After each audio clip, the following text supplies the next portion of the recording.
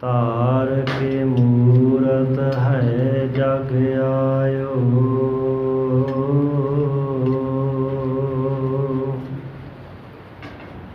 लोक सुनियो पर लोक सुनियो, वेद लोक सुनियो सब दर्शन पायो। संगत पारे उतारन का,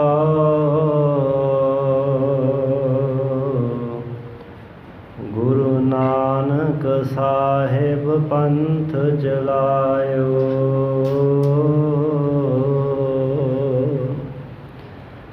वाहे गुरु गुरु नानक साहिब,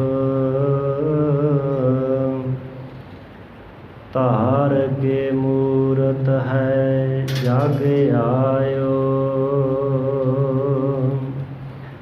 छाए जाति एकता, छाए जाति एकता, अनेकता बिलाए जाती। होती कुचीलता किताबन कुरान की, पाप ही परपक जाते धर्म तसक जाते। बरन गरक जाते सहत विधान की। देवी देव देहोरे संतोख सिंह दूर होते।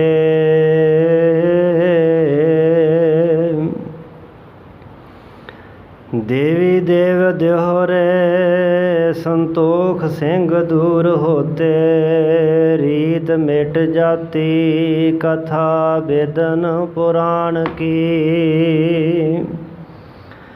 श्री गुरु गोबिंद सिंह पावन परम सूर।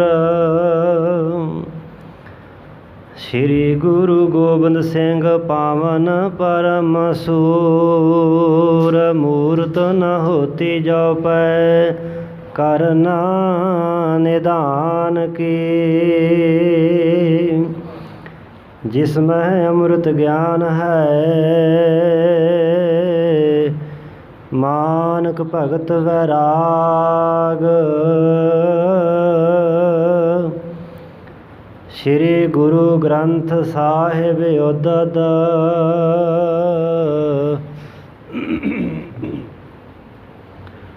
बंदों कार अनुराग। श्री गुर शब्द कमाए जिन, जीते पंच विकार। तिन संतन को बंदना,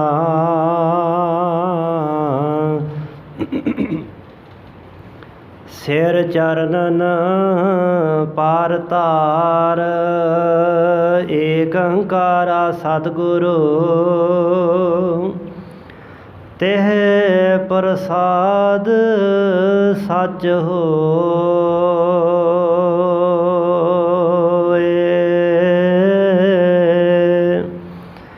वाहिगुरु जी की फतेह है। विघ्न विनाशन सोए। वाहिगुरु जी की फतेह है। विघ्न विनाशन सोए।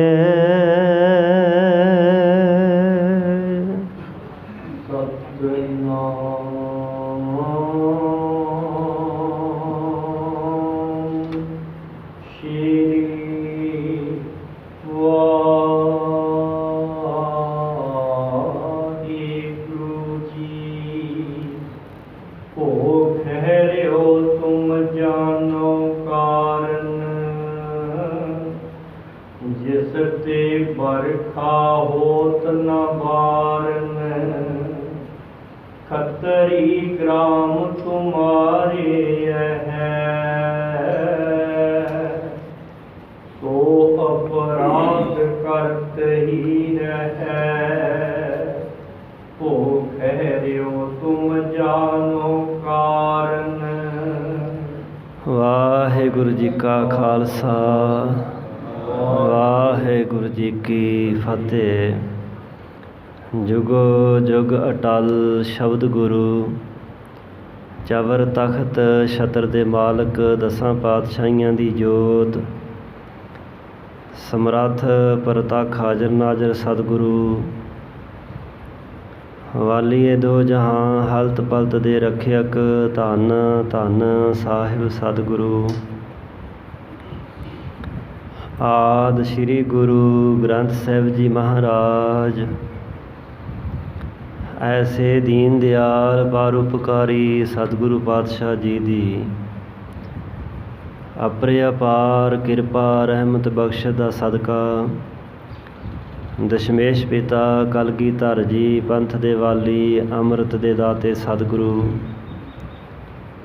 ਸਾਹਿਬੇ ਕਮਾਲ, ਧੰਨ ਧੰਨ ਧੰਨ ਸ੍ਰੀ ਗੁਰੂ ਗੋਬਿੰਦ ਸਿੰਘ ਸਾਹਿਬ ਜੀ ਮਹਾਰਾਜ ਜੀ ਦੇ ਮਹਾਨ ਮੁਕੱਦਸ ਇਤਿਹਾਸਕ ਮੁਬਾਰਕ ਅਸਥਾਨ ਤਖਤ ਸ੍ਰੀ ਕੇਸਗੜ੍ਹ ਸਾਹਿਬ ਜੀ ਵਿਖੇ ਹਾਜ਼ਰੀਆਂ ਭਰ ਰਹੇ ਗੁਰੂ ਸਵਾਰੇ ਗੁਰੂ ਪਾਤਸ਼ਾਹ ਜੀ ਦੀ ਸਾਜੀ ਨਵਾਜੀ ਸਾਧ ਸੰਗਤ ਜੀਓ, ਗੁਰੂ ਕਿਰਪਾ ਸਦਕਾ ਬਖਸ਼ੇ ਹੋਏ ਉਦਮ ਉਪਰਾਲੇ ਪ੍ਰੇਰਨਾ ਦੁਆਰਾ ਪਾਵਨ ਗੁਰੂ ਅਸਥਾਨ ਦੀ ਯਾਤਰਾ ਕਰਦਿਆਂ ਗੁਰ ਸੰਗਤ ਕਰਕੇ ਲਾਹਾ ਹਾਸਲ ਕਰਨ ਦਾ ਸੁਭਾਗ ਪ੍ਰਾਪਤ ਹੋਇਆ ਹੈ। ਅੱਜ ਮਹਾਨ ਇਤਿਹਾਸਕ ਦਿਨ ਹੈ। ਪੰਚਮ ਪਾਤਸ਼ਾਹ ਗੁਰਦੇਵ ਸ਼ਹੀਦਾਂ ਦੇ ਸਰਤਾਜ, ਸ਼ਾਂਤੀ ਦੇ ਪੁੰਜ, ਬਾਣੀ ਦੇ ਬੋਹਿਤ, ਪਰ ਉਪਕਾਰੀ ਦੀਨਾ ਬੰਧੂ ਸਤਿਗੁਰੂ ਧੰਨ ਧੰਨ ਧੰਨ ਗੁਰੂ ਅਰਜਨ ਦੇਵ ਸਾਹਿਬ ਸੱਚੇ ਪਾਤਸ਼ਾਹ ਜੀ ਦਾ ਪਾਵਨ ਪਵਿੱਤਰ ਪ੍ਰਕਾਸ਼ ਗੁਰਪੁਰਬ ਹੈ। ਆਪ ਸਮੂਹ ਸਿੱਖ ਸੰਗਤਾਂ ਨੂੰ ਧੰਨ ਧੰਨ ਗੁਰੂ ਅਰਜਨ ਦੇਵ ਪਾਤਸ਼ਾਹ ਮਹਾਰਾਜ ਜੀ ਦੇ ਪਾਵਨ ਪਵਿੱਤਰ ਆਗਮਨ ਪੁਰਬ ਪ੍ਰਕਾਸ਼ ਗੁਰਪੁਰਬ ਦੀਆਂ ਲੱਖ ਲੱਖ ਵਧਾਈਆਂ ਹੋਣ। ਅੱਜ ਦੇ ਮੁਬਾਰਕ ਇਤਿਹਾਸਕ ਦਿਨ ਵਿਸਾਖ ਵਦੀ 7 ਨੂੰ ਬਿਕਰਮੀ ਸੰਮਤ 1620 ਈਸਵੀ ਸੰਨ 1563 ਈਸਵੀ ਦੇ ਵਿੱਚ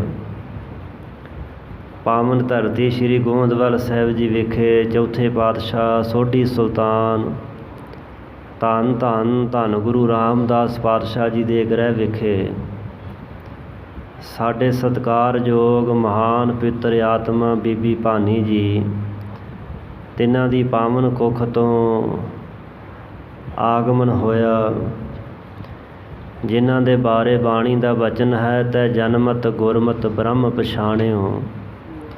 ਜਨਮ ਤੋਂ ਹੀ ਜਿਨ੍ਹਾਂ ਨੇ ਉਸ ਬ੍ਰਹਮ ਅਕਾਲ ਪੁਰਖ ਵਾਹਿਗੁਰੂ ਜੀ ਨੂੰ ਪਛਾਣਿਆ, ਬਚਪਨ ਦੇ ਵਿੱਚ ਹੀ ਨਾਨਾ ਸਤਿਗੁਰੂ ਪਾਤਸ਼ਾਹ ਜੀ ਦੇ ਕੋਲੋਂ ਬੜੀਆਂ ਭਾਰੀ ਬਖਸ਼ਿਸ਼ਾਂ ਪ੍ਰਾਪਤ ਕੀਤੀਆਂ।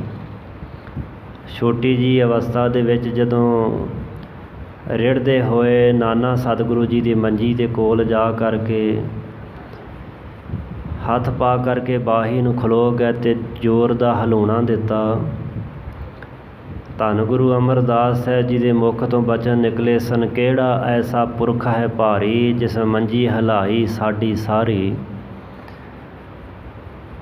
ਧੰਨ ਗੁਰੂ ਅਮਰਦਾਸ ਪਾਤਸ਼ਾਹ ਮਹਾਰਾਜ ਜੀ ਨੇ ਅਜੇ ਬਚਨ ਕੀਤੇ ਸਨ, ਜਦੋਂ ਉਹਨੂੰ ਸਾਹਿਬਾਂ ਦੀ ਧੀ ਬੀਬੀ ਭਾਨੀ ਜੀ ਦੌੜਦੇ ਹੋਏ ਗਏ ਸਾਹਿਬਜ਼ਾਦਾ ਜੀ ਨੂੰ ਚੁੱਕਣ ਵਾਸਤੇ।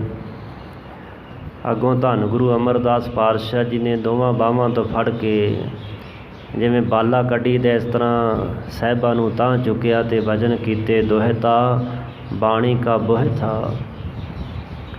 ਐਸੇ ਬਖਸ਼ਿਸ਼ ਭਰੇ ਵਚਨ ਕੀਤੇ ਸਨ। 11 ਸਾਲ ਦੀ ਉਮਰ ਤੱਕ ਨਾਨਾ ਸਤਿਗੁਰੂ ਪਾਤਸ਼ਾਹ ਮਹਾਰਾਜ ਜੀ ਦੀ ਗੋਤ ਦਾ, ਸੰਗਤ ਦਾ, ਪੰਗਤ ਦਾ ਬਹੁਤ ਭਾਰੀ ਲਾਹਾ ਪ੍ਰਾਪਤ ਹੁੰਦਾ ਰਿਹਾ, ਆਨੰਦ ਪ੍ਰਾਪਤ ਕਰਦੇ ਰਹੇ। ਫਿਰ ਇਸੇ ਤਰ੍ਹਾਂ ਹੀ 6-7 ਸਾਲ ਦੀ ਸੰਗਤ ਪੰਗਤ ਸੋਢੀ ਸੁਲਤਾਨ ਚੌਥੇ ਸਰੂਪ ਧੰਨ ਗੁਰੂ ਰਾਮਦਾਸ ਪਾਤਸ਼ਾਹ ਜਦੋਂ ਗੁਰੂ ਬਣੇ, ਉਹਨਾਂ ਦੀ ਆਗਿਆ ਵਿੱਚ ਰਹਿ ਕਰਕੇ ਸੇਵਾ ਅਤੇ ਸਿਮਰਨ ਕਰਦੇ ਰਹੇ। ਪਰ ਜਵਾਨੀ ਦੀ ਉਮਰ 18 ਸਾਲ ਦੀ ਉਮਰ ਵਿੱਚ ਧੰਨ ਗੁਰੂ ਰਾਮਦਾਸ ਪਾਤਸ਼ਾਹ ਮਹਾਰਾਜ ਜੀ ਨੇ ਪਾਵਨ ਧਰਤੀ ਸ੍ਰੀ ਗੋਂਦਵਾਲ ਸਾਹਿਬ ਵਿਖੇ ਹੀ ਗੁਰਤਾ ਗੱਦੀ ਦੇ ਸਿੰਘਾਸਨ 'ਤੇ ਬਿਰਾਜਮਾਨ ਕਰ ਦਿੱਤੇ, ਜਿਨ੍ਹਾਂ ਦੇ ਬਾਰੇ ਬਾਣੀ ਦਾ ਬਚਨ ਹੈ, ਉਗਵਨੋ ਤੈ ਆਤਮਨੋ ਚੌਚੱਕੀ ਕੀਨ ਲੋਆ, ਤਖਤ ਬੈਠਾ ਅਰਜਨ ਗੁਰੂ ਸਤਿਗੁਰ ਕਾ ਖਿਵੈ ਚੰਦੋਆ। ਔਰ ਨਾਲ ਹੀ ਭੱਟ ਸਾਹਿਬਾਨਾਂ ਦੇ ਬਚਨ ਹਨ, ਗੁਰ ਨਾਨਕ ਅੰਗਦ ਅਮਰ ਲਾਗ ਉੱਤਮ ਪਦ ਪਾਇਓ, ਗੁਰ ਅਰਜਨ ਘਰ ਗੁਰ ਰਾਮਦਾਸ ਭਗਤ ਉਤਰ ਆਇਓ। ਐਸੇ ਦੀਨ ਦਿਆਲ ਧੰਨ ਗੁਰੂ ਰਾਮਦਾਸ ਪਾਤਸ਼ਾਹ ਮਹਾਰਾਜ ਜੀ ਦੇ ਗ੍ਰਹਿ ਵਿਖੇ ਭਗਤੀ ਦਾ ਹੀ ਅਵਤਾਰ ਲੈ ਕਰਕੇ ਆਏ ਹਨ, ਜਿਨ੍ਹਾਂ ਨੇ ਸਮੁੱਚਾ ਜੀਵਨ ਪਰਉਪਕਾਰ ਕਰਦਿਆਂ ਹੋਇਆਂ ਬਤੀਤ ਕੀਤਾ। ਧੰਨ ਗੁਰੂ ਰਾਮਦਾਸ ਪਾਤਸ਼ਾਹ ਜੀ ਦੀਆਂ ਪ੍ਰਾਰੰਭ ਕੀਤੀਆਂ ਹੋਈਆਂ ਸੇਵਾਵਾਂ ਨੂੰ ਸੰਪੂਰਨ ਕਰਵਾਇਆ। ਸੱਚਖੰਡ ਸ੍ਰੀ ਹਰਿਮੰਦਰ ਸਾਹਿਬ ਜੀ ਦੀ ਨੀਂਹ ਪਾਵਨ ਸਰੋਵਰ ਦੇ ਅੰਦਰ ਰੱਖ ਕਰਕੇ ਸ੍ਰੀ ਦਰਬਾਰ ਸਾਹਿਬ ਜੀ ਦੀ ਮਹਾਨ ਸੇਵਾ ਉਪਰੰਤ ਧੰਨ ਗੁਰੂ ਗ੍ਰੰਥ ਸਾਹਿਬ ਮਹਾਰਾਜ ਜੀ ਦੇ ਪਾਵਨ ਸਰੂਪ ਦੀ ਲਿਖਾਈ, ਪਾਵਨ ਸਰੂਪ ਨੂੰ ਤਿਆਰ ਕਰਵਾਉਣਾ, ਸੰਪਾਦਨ ਕਰਵਾਉਣਾ। ਸੋ ਬਹੁਤ ਮਹਾਨ ਅਤੇ ਵਡਮੁੱਲੇ ਕਾਰਜ ਸਨ ਜੋ ਸਤਿਗੁਰੂ ਅਰਜਨ ਦੇਵ ਪਾਤਸ਼ਾਹ ਜੀ ਨੇ ਆਪਣੀ ਹਯਾਤੀ ਦੇ ਅੰਦਰ ਕੀਤੇ। ਤਰਨ ਤਾਰਨ ਸਾਹਿਬ ਸ਼ਹਿਰ ਵਸਾਉਣਾ, ਇਸੇ ਤਰ੍ਹਾਂ ਹੀ ਸ਼੍ਰੀ ਹਰਗੋਬਿੰਦਪੁਰਾ ਨਗਰ ਔਰ ਜਲੰਧਰ ਦੇ ਨੇੜੇ ਸ਼੍ਰੀ ਕਰਤਾਰਪੁਰ ਸਾਹਿਬ ਨਗਰ ਵਸਾਇਆ, ਛਿਆਟਾ ਸਾਹਿਬ ਵਸਾਇਆ। ਬਹੁਤ ਸਾਰੇ ਥਾਵਾਂ 'ਤੇ ਖੂਬ ਬੌਲੀਆਂ ਲਵਾ ਕਰਕੇ ਮਾਨਵਤਾ ਅਤੇ ਮਨੁੱਖਤਾ ਦੀ ਸੇਵਾ ਕੀਤੀ। ਕੁੜੀਆਂ ਦੇ ਇਲਾਜ ਵਾਸਤੇ ਥਾਂ ਥਾਂ 'ਤੇ ਦਵਾਖਾਨੇ ਖੋਲ੍ਹੇ ਔਰ ਉਹਨਾਂ ਦੀ ਸੰਭਾਲ ਵਾਸਤੇ ਟਿਕਾਣੇ ਡੇਰੇ ਕਾਇਮ ਕੀਤੇ। ਆਪ ਹੱਥੀਂ ਹਰ ਤਰ੍ਹਾਂ ਨਾਲ ਦੁਖੀਆਂ ਦੀ, ਮਜ਼ਲੂਮਾਂ ਦੀ ਸੇਵਾ ਕਰਦੇ ਰਹੇ। ਇਸ ਤਰ੍ਹਾਂ 24 ਸਾਲ 9 ਮਹੀਨੇ ਦਾ ਸਮਾਂ ਧੰਨ ਗੁਰੂ ਨਾਨਕ ਦੇਵ ਪਾਤਸ਼ਾਹ ਦੇ ਸਿੰਘਾਸਨ 'ਤੇ ਬਿਰਾਜਮਾਨ ਹੋ ਕੇ ਸਮੁੱਚਾ ਜੀਵਨ ਪਰਉਪਕਾਰ ਕਰਦੇ ਹੋਏ 43 ਕੁ ਸਾਲ ਦੀ ਉਮਰ ਦੇ ਵਿੱਚ ਹੀ ਅਸੂਲ ਪ੍ਰਸਤੀ 'ਤੇ ਪਹਿਰਾ ਦਿੰਦਿਆਂ ਹੋਇਆਂ ਹੱਕ ਸੱਚ ਵਾਸਤੇ ਲਾਹੌਰ ਵਿਖੇ ਤੱਤੀ ਤਵੀ 'ਤੇ ਬੈਠ ਕੇ ਸੀਸ ਵਿੱਚ ਗਰਮ ਰੇਤਾ ਪਵਾ ਕਰਕੇ ਅਸਹਿ ਅਤੇ ਅਕਹਿ ਕਸ਼ਟ ਸਹਾਰਦਿਆਂ ਹੋਇਆਂ ਸ਼ਹੀਦੀ ਪ੍ਰਾਪਤ ਕੀਤੀ। ਔਰ ਧੰਨ ਗੁਰੂ ਗ੍ਰੰਥ ਸਾਹਿਬ ਮਹਾਰਾਜ ਜੀ ਦੇ ਅੰਦਰ 2312 ਸ਼ਬਦ 30 ਰਾਗਾਂ ਵਿੱਚ ਉਚਾਰਨ ਕਰਕੇ ਸਮੁੱਚੀ ਮਨੁੱਖਤਾ ਅਤੇ ਮਾਨਵਤਾ ਦੇ ਭਲੇ ਕਲਿਆਣ ਵਾਸਤੇ ਬਹੁਤ ਭਾਰੀ ਵੱਡਾ ਪਰਉਪਕਾਰ ਕੀਤਾ। ਐਸੇ ਦੀਨ ਦਿਆਲ ਧੰਨ ਗੁਰੂ ਅਰਜਨ ਦੇਵ ਪਾਤਸ਼ਾਹ ਮਹਾਰਾਜ ਜੀ ਜੋ ਸ਼ਹੀਦਾਂ ਦੇ ਸਰਤਾਜ ਹਨ, ਤਿੰਨਾਂ ਦਾ ਪਾਵਨ ਪ੍ਰਕਾਸ਼ ਗੁਰਪੁਰਬ ਹੈ। ਸਤਿਗੁਰੂ ਪਾਤਸ਼ਾਹ ਜੀ ਕਿਰਪਾ ਕਰਨ, ਆਪਣੇ ਪਾਏ ਹੋਏ ਪੂਰਨਿਆਂ 'ਤੇ ਦਰਸਾਏ ਹੋਏ ਮਾਰਗ 'ਤੇ ਕੌਮ ਨੂੰ ਚੱਲਣ ਦਾ ਬਾਲ ਉਦਮ ਅਤੇ ਉਤਸ਼ਾਹ ਬਖਸ਼ਿਸ਼ ਕਰਕੇ ਨਿਵਾਜਣਾ ਕਰਨ। ਗੁਰੂ ਕੇ ਸਥਾਨ 'ਤੇ ਲੜੀਵਾਰ ਸਤਿਗੁਰੂ ਜੀ ਦੇ ਮਹਾਨ ਪਾਵਨ ਇਤਿਹਾਸ ਦੀ ਵਿਚਾਰ ਚੱਲ ਰਹੀ ਹੈ। ਉੱਥੇ ਨਾਲ ਹੀ ਅੱਜ ਇੱਕ ਹੋਰ ਇਤਿਹਾਸਕ ਦਿਨ ਹੈ, ਸਰਦਾਰ ਜੱਸਾ ਸਿੰਘ ਆਹਲੂਵਾਲੀਆ ਦਾ ਵੀ ਜਨਮ ਦਿਨ ਹੈ, ਜੋ ਸੁਲਤਾਨ ਉਲ ਕੌਮ ਪੰਥ ਦੇ ਅੰਦਰ ਪ੍ਰਸਿੱਧ ਹੋਏ। ਮਾਤਾ ਸੁੰਦਰ ਕੌਰ ਜੀ ਨੇ ਜਿਨ੍ਹਾਂ ਦੀ ਬੜੀ ਪਿਆਰ ਦੇ ਨਾਲ ਪਰਵਰਿਸ਼ ਕੀਤੀ। ਔਰ ਨਾਲ ਹੀ ਉਹਨਾਂ ਮਹਾਨ 40 ਸ਼ਹੀਦਾਂ ਦਾ ਸ਼ਹੀਦੀ ਦਿਨ ਹੈ, ਜਿਨ੍ਹਾਂ ਨੇ ਅੱਜ ਦੇ ਦਿਨ ਮੁਕਤਸਰ ਸਾਹਿਬ ਦੀ ਧਰਤੀ 'ਤੇ ਆਪਣਾ ਖੂਨ ਡੋਲ ਕਰਕੇ ਕਲਗੀਧਰ ਸੱਚੇ ਪਾਤਸ਼ਾਹ ਦੇ ਕੋਲੋਂ ਲਿਖਿਆ ਹੋਇਆ ਵਿਦਾਵਾ ਪੜਵਾ ਕਰਕੇ ਟੁੱਟੀ ਗੰਢਾਈ ਉਹ ਵਿਸਾਖ ਮਹੀਨੇ ਦੇ ਵਿੱਚ ਜੰਗ ਹੋਈ ਸੀ, ਜਿਨ੍ਹਾਂ ਦੀ ਯਾਦ 'ਚ ਮਾਘੀ ਦਾ ਮੇਲਾ ਮਨਾਇਆ ਜਾਂਦਾ ਹੈ। ਭਾਈ ਮਹਾਂ ਸਿੰਘ ਜੀ ਦੀ ਅਗਵਾਈ ਵਿੱਚ ਸ਼ਹੀਦ ਹੋਏ। ਉਹਨਾਂ ਸਮੂਹ ਗੁਰਮੁਖ ਪਿਆਰੇ 40 ਮਹਾਨ ਸ਼ਹੀਦਾਂ ਸਿੰਘਾਂ ਨੂੰ, ਪਵਿੱਤਰ ਆਤਮਾਵਾਂ ਨੂੰ ਕੋਟਾਨ ਕੋਟ ਵਾਰੀ ਨਮਸਕਾਰ ਹੈ, ਜਿਨ੍ਹਾਂ ਨੇ ਆਪਣੀਆਂ ਜਾਨਾਂ ਦੀ ਆਹੁਤੀ ਦੇ ਕਰਕੇ, ਆਪਣੇ ਆਪੇ ਨੂੰ ਕੁਰਬਾਨ ਕਰਕੇ, ਸਦਕੇ ਕਰਕੇ ਕਲਗੀਧਰ ਸੱਚੇ ਪਾਤਸ਼ਾਹ ਮਹਾਰਾਜ ਜੀ ਦੀਆਂ ਖੁਸ਼ੀਆਂ ਲਈਆਂ। ਸੋ ਜੋ ਲੜੀਵਾਰ ਵਿਚਾਰ ਚੱਲ ਰਹੀ ਹੈ, ਖਡੂਰ ਸਾਹਿਬ ਪਾਵਨ ਪਵਿੱਤਰ ਨਗਰ ਦੇ ਅੰਦਰ ਧੰਨ ਗੁਰੂ ਨਾਨਕ ਦੇ ਸੱਚੇ ਪਾਤਸ਼ਾਹ ਮਹਾਰਾਜ ਜੀ ਦੇ ਦੂਜੇ ਸਰੂਪ ਸਾਹਿਬ ਸ੍ਰੀ ਗੁਰੂ ਅੰਗਦ ਦੇਵ ਪਾਤਸ਼ਾਹ ਮਹਾਰਾਜ ਜੀ ਮਨੁੱਖਤਾ ਤੇ ਲੋਕਾਈ ਦਾ ਭਲਾ ਕਰ ਰਹੇ ਨੇ। ਪਰ ਜਿਵੇਂ ਉੱਲੂ ਨੂੰ ਸੂਰਜ ਚੜ੍ਹਿਆ ਚੰਗਾ ਨਹੀਂ ਲੱਗਦਾ, ਇਸੇ ਤਰ੍ਹਾਂ ਕਈ ਉੱਲੂ ਬਿਰਤੀ ਵਾਲੇ ਮਨੁੱਖ ਵੀ ਹੁੰਦੇ ਹਨ। ਉਹ ਸਮਾਂ ਵੇਖਦੇ ਨੇ ਕਿ ਕਦੋਂ ਗੱਲ ਕਰਨ ਦਾ, ਨੁਕਸਾਨ ਕਰਨ ਦਾ ਸਮਾਂ ਅਵਸਰ ਬਣੇ, ਅਸੀਂ ਆਪਣਾ ਵੱਤਰ ਵਾਹੀਏ। ਅਚਾਨਕ ਪਰਮਾਤਮਾ ਦੀ ਕਰਨੀ, ਖਡੂਰ ਸਾਹਿਬ ਦੇ ਇਲਾਕੇ ਵਿੱਚ ਮੀਂਹ ਪੈਣੇ ਬੰਦ ਹੋ ਗਏ। ਜੋ ਜ਼ਿਮੀਂਦਾਰਾਂ ਨੇ ਖੇਤੀਆਂ ਬੀਜੀਆਂ ਸਨ, ਲਹਿਰਾ ਰਹੀਆਂ ਸੀ ਹਰੀਆਂ ਭਰੀਆਂ, ਉਹ ਸੋਕੇ ਦੇ ਕਾਰਨ ਸੁੱਕਣ ਲੱਗ ਪਈਆਂ। ਸਾਰੇ ਖਹਿਰੇ ਜੱਟ ਖਡੂਰ ਸਾਹਿਬ ਨਗਰ ਦੇ ਇਕੱਠੇ ਹੋਏ ਕਿ ਕੋਈ ਉਪਾਅ ਕਰੀਏ। ਕੋਈ ਕਹਿ ਰਿਹਾ ਸੀ ਪਾਂਧੇ ਨੂੰ ਪਿੱਛੋਂ ਪਾਂਧਾ ਹੱਲ ਦੱਸੇਗਾ।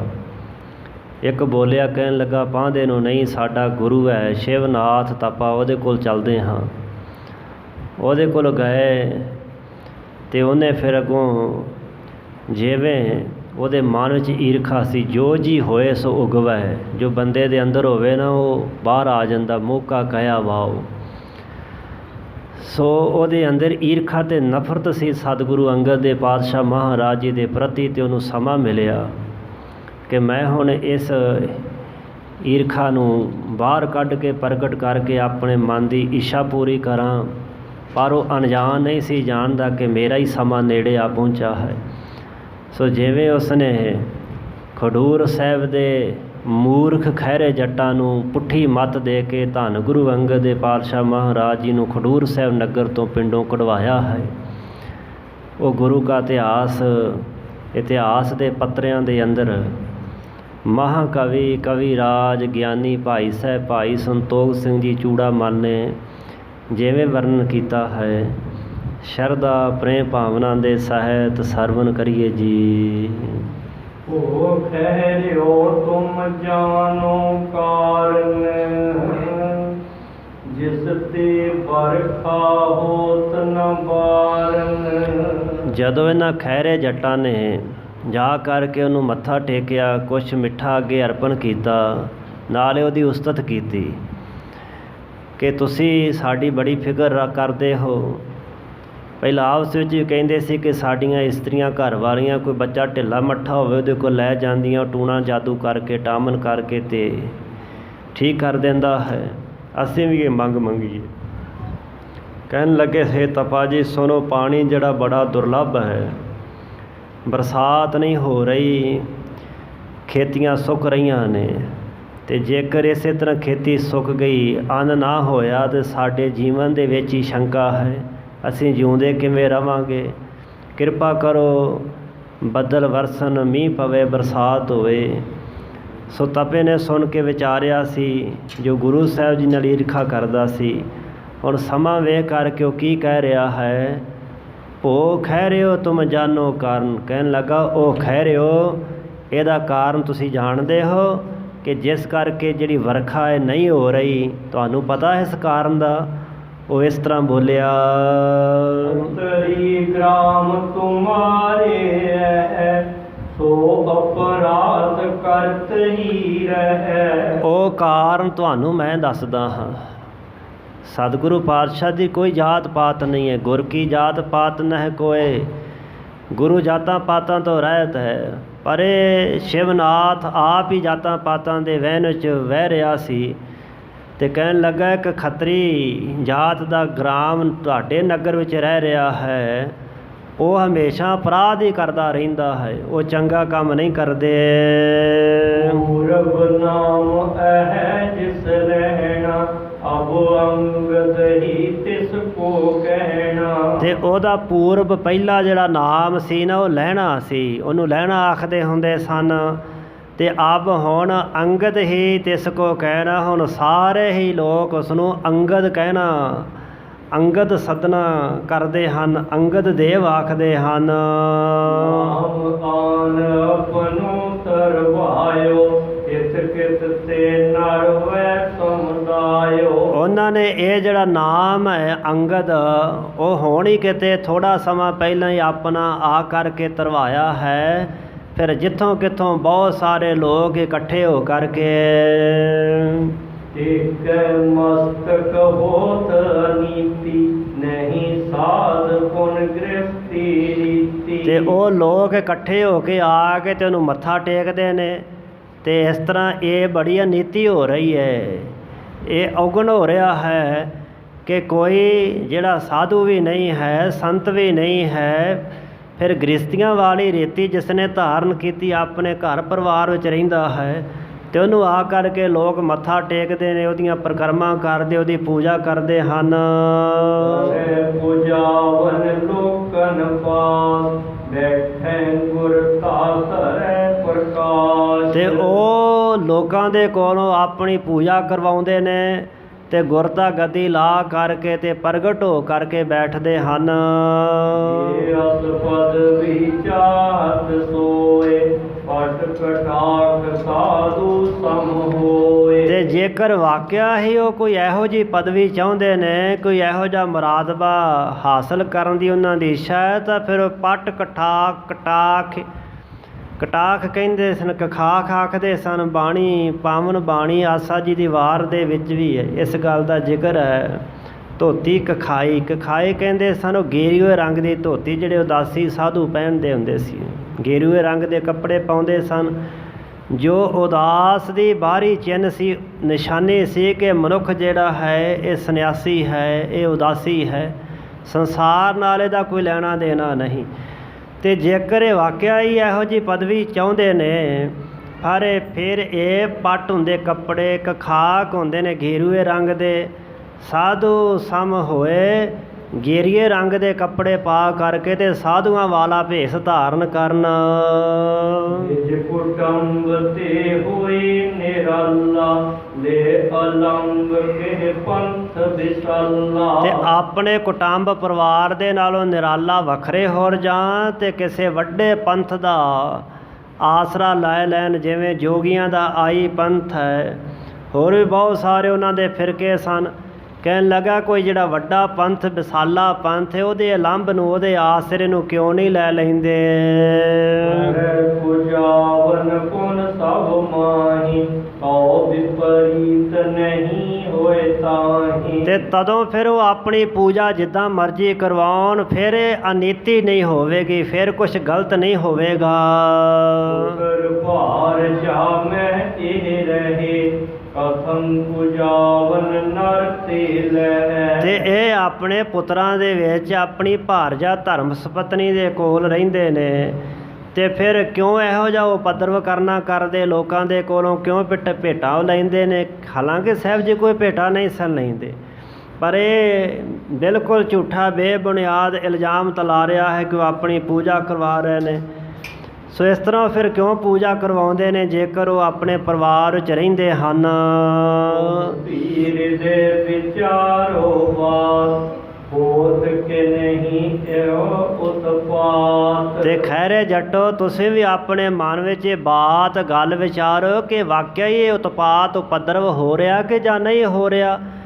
ਉਹਨਾਂ ਦਾ ਨਾਂ ਤਾਂ ਕੋਈ ਸਾਧੂਆਂ ਵਾਲਾ ਲਿਬਾਸ ਸੀ, ਉਹ ਗ੍ਰਸਤੀ ਨੇ, ਪਰਿਵਾਰ 'ਚ ਰਹਿੰਦੇ ਨੇ, ਤੇ ਉਲਟਾ ਫਿਰ ਉਹ ਲੋਕਾਂ ਦੇ ਕੋਲੋਂ ਪੂਜਾ ਕਰਵਾਉਂਦੇ ਨੇ। ਕੀ ਇਹ ਗੱਲ ਅਨੀਤੀ ਨਹੀਂ, ਇਹ ਨੀਤੀ ਤੋਂ ਵਿਰੁੱਧ ਨਹੀਂ ਹੈ? ਇਹ ਗੱਲ ਤੁਸੀਂ ਆਪ ਹੀ ਜਰਾ ਵਿਚਾਰ ਕੇ ਵੇਖੋ। ਤੁਮ ਤੋ ਨਹੀਂ ਮਾਨਤੇ ਤਾਹੀ, ਇਹ ਨੀਕੇ ਮੈਂ ਜਾਣਤ ਆਹੀ। ਇਹ ਨੀਕੇ ਮੈਂ ਚੰਗੀ ਤਰ੍ਹਾਂ ਜਾਣਦਾ ਹਾਂ ਕਿ ਤੁਸੀਂ ਜਿੰਨੇ ਮੇਰੇ ਕੋਲ ਆਉਂਦੇ ਹੋ, ਤੁਸੀਂ ਉਹਨੂੰ ਨਹੀਂ ਜੇ ਮੰਨਦੇ, ਤੁਸੀਂ ਉਹਦੇ ਕੋਲ ਨਹੀਂ ਜੇ ਜਾਂਦੇ, ਤੇ ਨਾ ਉਹਨੂੰ ਤੁਸੀਂ ਮੰਨਦੇ ਹੋ। ਮੈਂ ਇਹ ਚੰਗੀ ਤਰ੍ਹਾਂ ਸਮਝਦਾ ਹਾਂ। ਆਓ ਦੇਖੋ ਤੁਮ ਤਿਸ ਕੇ ਬਾਸ, ਭਇਓ ਕਸ਼ਟ ਸਭ ਕੋ ਤੋ ਪ੍ਰਕਾਸ਼। ਪਰ ਤਦੋਂ ਵੀ ਤੁਸੀਂ ਵੇਖੋ ਕਿ ਉਹਦੇ ਇਸ ਨਗਰ ਵਿੱਚ ਵਸਣ ਦੇ ਨਾਲ ਸਾਰੇ ਹੀ ਨਗਰ ਨੂੰ ਕਸ਼ਟ ਹੋ ਰਿਹਾ ਹੈ, ਦੁੱਖ ਪ੍ਰਗਟ ਹੋ ਰਿਹਾ ਹੈ। ਸਾਰੇ ਇੱਕ ਦੇ ਵਸਣ ਨਾਲ ਵਰਖਾ ਨਾ ਪੈਣ ਕਰਕੇ ਬਾਕੀ ਵੀ ਦੁਖੀ ਹੋ ਰਹੇ ਹਨ। ਉਪਚਾਰ ਕਰੋ ਤਿਸ ਕੀਰਾ, ਤਬ ਹੂੰ ਵਰਖੈ ਮੇਘ ਵਡੇਰਾ। ਤੇ ਜੇਕਰ ਤੁਸੀਂ ਆਪਣਾ ਭਲਾ ਚਾਹੁੰਦੇ ਹੋ ਨਾ ਤੇ ਉਹਦਾ ਹੁਣੇ ਉਪਚਾਰ ਕੋਈ ਇਲਾਜ ਕਰੋ, ਤਦੋਂ ਹੀ ਵਰਖੇ ਮੇਘ ਵਡੇਰਾ, ਵੱਡਾ ਮੇਘ ਬੱਦਲ ਜਿਹੜਾ ਮੀਂਹ ਹੈ ਨਾ, ਫਿਰ ਹੀ ਉਹ ਵਰਖਣਾ ਕਰੇਗਾ, ਫਿਰ ਭਾਰੀ ਵਰਖਾ ਹੋਵੇਗੀ। ਆਓ ਮਿਲ ਜਾਓ ਅਬੋ ਸਪਾਸ, ਆਪਨ ਗ੍ਰਾਮ ਤੇ ਦੇਹੋ ਨਿਕਾਸ। ਤੇ ਜਾਓ ਸਾਰੇ ਮਿਲ ਕਰਕੇ ਇਕੱਠੇ ਹੋ ਕੇ ਉਹਦੇ ਕੋਲ ਜਾਵੋ ਤੇ ਉਸ ਨੂੰ ਆਪਣੇ ਨਗਰ ਦੇ ਵਿੱਚੋਂ ਬਾਹਰ ਕੱਢ ਦੇਣਾ ਕਰੋ। ਜਬ ਸੋ ਗ੍ਰਾਮ ਨਿਕਸ ਕਹਿ ਜਾਏ, ਬੋਰ ਤੁਮਾਰੋ ਵੈ ਮਨ ਭਾਏ। ਤੇ ਜਦੋਂ ਉਹ ਇਸ ਨਗਰ ਵਿੱਚੋਂ ਬਾਹਰ ਨਿਕਲ ਕੇ ਚਲੇ ਜਾਣਗੇ, ਫਿਰ ਤੁਹਾਡੇ ਮਨ ਭਾਉਣ ਦੀ ਗੱਲ ਹੋ ਜਾਏਗੀ, ਜੋ ਤੁਸੀਂ ਚਾਹੁੰਦੇ ਹੋ ਮਿਲ ਜਾਏਗਾ। ਪਰ ਗ੍ਰਾਮ ਕਿਸ ਜਾਏ ਬਸੈ ਹੈ, ਫੇਰ ਤੁਮੈ ਨਹਿ ਸੰਕਟ ਪੈ ਹੈ। ਤੇ ਜਦੋਂ ਅਪਰ ਗ੍ਰਾਮ ਕਿਸੇ ਹੋਰ ਨਗਰ ਵਿੱਚ ਜਾ ਕੇ ਵਸ ਜਾਣਗੇ, ਫਿਰ ਤੁਹਾਨੂੰ ਕਿਸੇ ਤਰ੍ਹਾਂ ਦਾ ਸੰਕਟ ਨਹੀਂ ਪਵੇਗਾ, ਫਿਰ ਤੁਸੀਂ ਦੁਖੀ ਨਹੀਂ ਹੋਵੋਗੇ। ਸੁਨ ਕੈ ਸਭ ਨੇ ਮਨ ਮਾਨੀ, ਕਹੋ ਤਪਾ ਜੀ ਤੁਮ ਸੱਚ ਬਾਣੀ। ਇਹ ਜਿਹੜੇ ਲੋਕ ਸਨ ਅਗਿਆਨੀ ਸਨ, ਅਕਲ ਦੇ ਅੰਨੇ ਸਨ, ਜਿਵੇਂ ਕਿਸੇ ਨੇ ਕਹਿ ਦਿੱਤਾ ਪਿੱਛੇ ਲੱਗ ਗਏ। ਇਹਨਾਂ ਤਪੇ ਦੀ ਗੱਲ ਜਿਹੜੀ ਸੀ ਸੁਣ ਕੇ ਤੇ ਮਨ ਵਿੱਚ ਮੰਨੀ, ਕਹਿਣ ਲੱਗੇ ਹੈ ਤਪਾ ਜੀ ਤੁਸੀਂ ਸੱਚੀ ਬਾਣੀ ਕਹਿੰਦੇ ਹੋ, ਜੋ ਤੁਸੀਂ ਆਖ ਰਹੇ ਹੋ ਨਾ ਇਹ ਬਿਲਕੁਲ ਸੱਚ ਹੈ। ਦ੍ਰਿਸ਼ਟੀ ਹੋਏ ਪੂਜਾਵਨ ਕਰਹੀ, ਆਵੇ ਅਨਿਕ ਬਹਿਰ ਕੀ ਨਾਰਹੀ। ਤੇ ਉਹ ਗ੍ਰਸਤੀ ਹੋ ਕਰਕੇ ਆਪਣੀ ਪੂਜਾ ਕਰਵਾ ਰਹੇ ਨੇ ਤੇ ਅਨੇਕਾਂ ਹੀ ਲੋਕ ਬਾਹਰੋਂ ਆ ਕਰਕੇ ਤੇ ਉਹਨਾਂ ਦੇ ਕੋਲ ਰਹਿੰਦੇ ਹਨ। ਤੋ ਤਿਸ ਕੋ ਮਾਨੈ ਨਾਹੀ, ਜਾਏ ਸਮੀਪ ਤਾਹੀ ਨਿਕਸਾਈ। ਤੇ ਅਸੀਂ ਤਾਂ ਨਹੀਂ ਜੇ ਉਹਨਾਂ ਨੂੰ ਮੰਨਦੇ, ਅਸੀਂ ਨਹੀਂ ਕਦੀ ਉਹਨਾਂ ਦੇ ਕੋਲ ਗਏ, ਇਹਨਾਂ ਦੇ ਮੰਦੇ ਭਾਗ ਸੀ। ਕਹਿਣ ਲੱਗੇ ਅਸੀਂ ਨਹੀਂ ਜੇ ਕਦੀ ਉਹਦੇ ਕੋਲ ਗਏ, ਪਰ ਹੁਣ ਜ਼ਰੂਰ ਜਾਵਾਂਗੇ ਤੇ ਉਹਨੂੰ ਜਾ ਕਰਕੇ ਉਹ ਨਗਰੋਂ ਬਾਹਰ ਕੱਢ ਦਿੰਦੇ ਹਾਂ। ਏਮ ਕਹਿ ਗਮਨੇ ਖਹਿਰੀ ਸਾਰੀ, ਹਰ ਖਿਓ ਤਪਾ ਤੁਰਦੈ ਮਝਾਰੀ। ਇਸ ਤਰ੍ਹਾਂ ਕਹਿ ਕੇ ਜਿੰਨੇ ਖਡੂਰ ਸਾਹਿਬ ਨਗਰ ਦੇ ਖਹਿਰੇ ਜ਼ਿਮੀਂਦਾਰ ਸਨ, ਉਹ ਸਾਰੇ ਤੁਰ ਪਏ ਉਸ ਪਾਸੇ ਨੂੰ ਜਿੱਧਰ ਸਤਿਗੁਰੂ ਅੰਗਦ ਦੇ ਪਾਤਸ਼ਾਹ ਜੀ ਦਾ ਘਰ ਸੀ। ਇੱਧਰ ਤਪਾ ਜਿਹੜਾ ਸੀ ਨਾ, ਇਹ ਮਨ ਦੇ ਵਿੱਚ ਬੜਾ ਹਰਖਿਆ, ਬੜਾ ਖੁਸ਼ ਤੇ ਪ੍ਰਸੰਨ ਹੋਇਆ। ਆਪਨ ਕਾਮਨਾ ਪੂਰਨ ਜੋਈ, ਮਨਹਿ ਲਖੈ ਨਿਕਟ ਮਿਤ ਹੋਈ। ਇਹ ਖੁਸ਼ ਕਿਉਂ ਹੋਇਆ ਕਿ ਇਹਨੇ ਆਪਣੀ ਕਾਮਨਾ ਜਿਹੜੀ ਇੱਛਾ ਸੀ ਨਾ ਕਿ ਗੁਰੂ ਸਾਹਿਬ ਜੀ ਇਸ ਨਗਰ ਵਿੱਚ ਨਾ ਰਹਿਣ, ਉਹ ਆਪਣੀ ਕਾਮਨਾ ਇੱਛਾ ਜਦੋਂ ਇਹਨੇ ਪੂਰੀ ਹੁੰਦੀ ਵੇਖੀ ਬੜਾ ਖੁਸ਼ ਹੋਇਆ। ਪਰ ਭਾਈ ਸਾਹਿਬ ਕਹਿੰਦੇ ਏਮ ਨਹਿ ਲਖੈ ਨਿਕਟ ਮ੍ਰਿਤ ਹੋਈ। ਇਹ ਇਸ ਤਰ੍ਹਾਂ ਨਹੀਂ ਜਾਣ ਰਿਹਾ, ਨਹੀਂ ਸਮਝ ਰਿਹਾ ਕਿ ਮੇਰੀ ਮੌਤ ਨੇੜੇ ਆ ਪਹੁੰਚੀ ਹੈ, ਮੇਰੀ ਮੌਤ ਦਾ ਸਮਾਂ ਨੇੜੇ ਆ ਗਿਆ ਹੈ। ਦੋਹਰਾ ਮੂਰਖ ਖਹਿਰੇ ਕ੍ਰਿਖੀ ਕਾਰ, ਮਨ ਮਹਿ ਨਿਸ਼ਚੈ ਖਾਨ। ਭਾਈ ਸਾਹਿਬ ਕਹਿੰਦੇ ਜਿਹੜੇ ਮੂਰਖ ਖਹਿਰੇ ਲੋਕ ਕ੍ਰਿਖੀਕਾਰ ਜ਼ਿਮੀਂਦਾਰ ਸਨ, ਜਿਨ੍ਹਾਂ ਨੂੰ ਆਪਣੀ ਫਸਲ ਦਾ ਹੀ ਫਿਕਰ ਸੀ, ਉਹ ਆਪਣੇ ਮਨ ਵਿੱਚ ਪੱਕਾ ਨਿਸ਼ਚਾ ਠਾਣ ਕੇ ਤਵੇ ਦੇ ਉੱਪਰ ਭਰੋਸਾ ਕਰਕੇ ਨਿੰਦਕ ਅਗੀ ਦੁਰਾਤਮਾ, ਦੁਸ਼ਟ ਬਾਕ ਕੋ ਮਾਨ। ਜਿਹੜਾ ਗੁਰੂ ਪਾਤਸ਼ਾਹ ਦਾ ਨਿੰਦਕ ਸੀ, ਤਪਾ ਅਗੀ ਪਾਪੀ ਸੀ, ਦੁਰਾਤਮਾ ਖੋਟੀ ਭੈੜੀ ਆਤਮਾ ਵਾਲਾ ਦੁਸ਼ਟ ਸੀ, ਉਸ ਦੁਸ਼ਟ ਦਾ ਪਾਪੀ ਤੇ ਨਿੰਦਕ ਦਾ ਬਾਗ ਕੋ ਮਾਨ, ਉਹਦਾ ਵਚਨ ਮੰਨ ਕਰਕੇ ਗੁਰੂ ਸਾਹਿਬ ਦੇ ਘਰ ਨੂੰ ਚੱਲੇ ਨੇ। ਗੁਰੂ ਪਾਤਸ਼ਾਹ ਨੂੰ ਆ ਕੇ ਬੋਲ ਕਬੋਲ ਬੋਲਣ ਲੱਗੇ ਹਨ। ਅਨਹਿਤ ਕੋ ਬਚ ਹਿਤ ਕਰ ਮਾਨਾ, ਗੁਰੂ ਮਹਾਤਮ ਤੇ ਅਨਜਾਨਾ। ਇਹਨਾਂ ਜਿਹੜਾ ਤਪੇ ਦੇ ਅਨਹਿਤ ਵੈਰ ਦਾ ਬਚਨ ਬੋਲ ਸੀ ਨਾ, ਉਹਨੂੰ ਹਿੱਤ ਦਾ ਬਚਨ ਕਰਕੇ, ਭਲੇ ਦਾ ਬਚਨ ਕਰਕੇ ਮੰਨ ਲਿਆ। ਕਿਉਂ? ਕਿਉਂਕਿ ਸਤਿਗੁਰੂ ਪਾਤਸ਼ਾਹ ਦੇ ਮਹਾਤਮ ਤੋਂ ਅਣਜਾਣ ਸਨ, ਬੇਸਮਝ ਸੀ, ਇਹ ਨਾ ਜਾਣ ਸਕੇ ਕਿ ਤਪੇ ਨੇ ਤਾਂ ਵੈਰ ਵਸ ਹੋਇਆ, ਈਰਖਾ ਵਸ ਹੋਇਆ, ਸਾਨੂੰ ਪੁੱਠੇ ਰਾਹ ਪਾਇਆ ਹੈ ਕਿ ਤੁਸੀਂ ਗੁਰੂ ਨੂੰ ਜਾ ਕੇ ਬਾਹਰ ਕੱਢੋ। ਦਰਸ਼ਨ ਕਰਨ ਵਾਸਤੇ ਜਾਂਦੇ ਤੇ ਚੰਗਾ ਸੀ, ਪਰ ਗੁਰੂ ਕੋਲ ਹੁਣ ਭੈੜੀ ਮੰਦੀ ਵਾਸ਼ਨਾ ਦੇ ਨਾਲ ਆ ਰਹੇ ਨੇ ਕਿ ਗੁਰੂ ਨੂੰ ਨਗਰੋਂ ਕੱਢ ਦਈਏ। ਸੋ ਇਹ ਜਿਹੜਾ ਵੈਰ ਭਾਵ ਵਾਲਾ ਬੋਲ ਬਚਨ ਸੀ ਨਾ, ਇਹਨੂੰ ਇਹਨਾਂ ਨੇ ਆਪਣੇ ਹਿੱਤ ਦਾ ਕਰਕੇ, ਭਲੇ ਦਾ ਕਰਕੇ ਮੰਨਿਆ। ਸਤਿਗੁਰੂ ਪਾਤਸ਼ਾਹ ਦੇ ਮਹਾਤਮ ਤੋਂ ਅਣਜਾਣ ਤੇ ਬੇਸਮਝ ਸਨ। ਮਹਾਮੰਦ ਮਤ 9-10 ਮਿਲੇ, ਸ਼੍ਰੀ ਸਤਿਗੁਰ ਕੇ ਘਰ ਕੋ ਚੱਲੇ। ਜਿਹੜੇ ਮਹਾਮੰਦ ਬਹੁਤੀ ਭੈੜੀ ਮਤ ਵਾਲੇ ਸਨ, ਜਿਨ੍ਹਾਂ ਦੀ ਬੁੱਧੀ ਭ੍ਰਿਸ਼ਟ ਹੋ ਚੁੱਕੀ ਸੀ, ਉਹ 9-10 ਜਾਣੇ ਇਕੱਠੇ ਹੋ ਕੇ ਮਿਲੇ, ਟੋਲਾ ਬਣਾ ਕੇ, ਤੇ ਧੰਨ ਗੁਰੂ ਅੰਗਦ ਦੇ ਪਾਤਸ਼ਾਹ ਮਹਾਰਾਜ ਜੀ ਦੇ ਘਰ ਵੱਲ ਨੂੰ ਚੱਲ ਪਏ। ਤਰਿਕਨ ਹਿਤ ਗੁਰ ਟਿਕ ਗਏ, ਜੀਰਾ ਕਠੋਰੀ ਭਾਖਤ ਭਏ। ਇਸ ਤਰ੍ਹਾਂ ਤਰਕਾਂ ਕਰਦੇ ਹੋਏ ਰਾਹ ਵਿੱਚ ਵੀ ਕਬੋਲ ਬੋਲਦੇ ਹੋਏ ਜਾ ਪਹੁੰਚੇ ਧੰਨ ਗੁਰੂ ਅੰਗਦ ਦੇ ਪਾਤਸ਼ਾਹ ਦੇ ਕੋਲ। ਤੇ ਜਾ ਕਰਕੇ ਜਿਹੜੀ ਕਠੋਰ ਗਿਰਾ ਸੀ ਨਾ, ਗਿਰਾ ਹੁੰਦੀ ਬਾਣੀ, ਬੋਲ, ਬੜੇ ਕਠੋਰ ਤੇ ਕੌੜੇ ਬਚਨ ਜਿਹੜੇ ਸਨ ਸਤਿਗੁਰੂ ਪਾਤਸ਼ਾਹ ਨੂੰ ਬੋਲਣ ਲੱਗੇ। ਇਹਾਂ ਬਸਨ ਨਹਿਨੀਕ ਤੁਮਾਰੋ, ਜਹ ਇੱਛੋ ਥਲ ਆਨ ਪਧਾਰੋ। ਪਹਿਲਾਂ ਤਾਂ ਨਾ ਮੰਗ ਕੀਤੀ ਸੀ ਕਿ ਮੀਂਹ ਪਵਾਓ, ਬਰਸਾਤ ਕਰਵਾਓ। ਜਦੋਂ ਸਤਿਗੁਰਾਂ ਨੇ ਕਹਿ ਦਿੱਤਾ ਸੀ ਬਰਸਾਤ ਪਰਮਾਤਮਾ ਦੇ ਹੱਥ ਹੈ, ਤੁਸੀਂ ਭਾਣਾ ਮੰਨੋ। ਕਹਿਣ ਲੱਗੇ ਸਾਨੂੰ ਇੱਧਰ ਉੱਧਰ ਦੀਆਂ ਕਹਿ ਕੇ ਟਾਲਦੇ ਹੋ, ਨਹੀਂ ਪਵਾ ਸਕਦੇ, ਫਿਰ ਨਗਰ ਛੱਡ ਕੇ ਚਲੇ ਜਾਓ। ਕੀ ਆਖਰੇ ਨੇ, ਇਹਾਂ ਬਸਨ ਨਹਿ ਨੀਕ ਤੁਮਾਰੋ, ਤੁਹਾਡਾ ਇੱਥੇ ਵਸਣਾ ਨੀਕ ਚੰਗਾ ਨਹੀਂ ਹੈ, ਤੇ ਤੁਹਾਡੀ ਜਿੱਧਰ ਇੱਛਾ ਨਾ ਤੁਸੀਂ ਉਸ ਥਾਂ ਵੱਲ ਚਲੇ ਜਾਓ, ਇੱਥੋਂ ਹੋਰ ਕਿਤੇ ਚਲੇ ਜਾਓ। ਵਰਖਾ ਹਟੀ ਬਿਗਨ ਕ੍ਰਿਕ ਭਾਰੀ, ਆਖਿਰ ਗ੍ਰਾਮ ਕੋ ਸੰਕਟ ਧਾਰੀ। ਤੇ ਤੁਹਾਡੇ ਇੱਥੇ ਰਹਿਣ ਕਰਕੇ ਨਾ ਸਾਰੇ ਨਗਰ ਦੀ ਵਰਖਾ ਹਟ ਗਈ ਹੈ, ਕਿਤੇ ਆਸੇ ਪਾਸੇ ਵੀ ਮੀਂਹ ਨਹੀਂ ਪੈ ਰਿਹਾ, ਅਸੀਂ ਬੜੇ ਸਾਰੇ ਦੁਖੀ ਹਾਂ। ਵਰਖਾ ਹਟੀ ਵਿਘਨ ਕ੍ਰਿਖ ਭਾਰੀ, ਸਾਡੀ ਖੇਤੀ ਨੂੰ ਵਰਖਾ ਨਾ ਹੋਣ ਕਰਕੇ ਭਾਰੀ ਵਿਘਨ ਪੈ ਰਿਹਾ ਹੈ, ਸਾਡੀਆਂ ਫਸਲਾਂ ਸੁੱਕ ਰਹੀਆਂ ਨੇ, ਤੇ ਸਾਰੇ ਹੀ ਨਗਰ ਨੂੰ ਭਾਰੀ ਸੰਕਟ ਤੇ ਦੁੱਖ ਹੋ ਰਿਹਾ ਹੈ। ਅਵਹਿਨ ਕੋ ਅਤ ਚਿੰਤਾ ਹੀ, ਇਹ ਤੁਮਾਰੋ ਏਕ ਨਿਕੇਤ। ਤੇ ਅਸੀਂ ਸਮਝਿਆ ਹੈ ਕਿ ਅਸੀਂ ਜਿੰਨੇ ਵੀ ਹਾਂ ਨਾ, ਸਾਡੇ ਸਾਰਿਆਂ ਦੀ ਚਿੰਤਾ ਦਾ ਹੇਤ ਜਿਹੜਾ ਕਾਰਨ ਹੈ ਉਹ ਤੁਹਾਡਾ ਘਰ ਹੈ, ਕਿ ਤੁਸੀਂ ਇੱਥੇ ਖਡੂਰ ਸਾਹਿਬ ਨਗਰ ਵਿੱਚ ਰਹਿੰਦੇ ਹੋ, ਤਾਂ ਹੀ ਮੀਂਹ ਨਹੀਂ ਪੈ ਰਿਹਾ।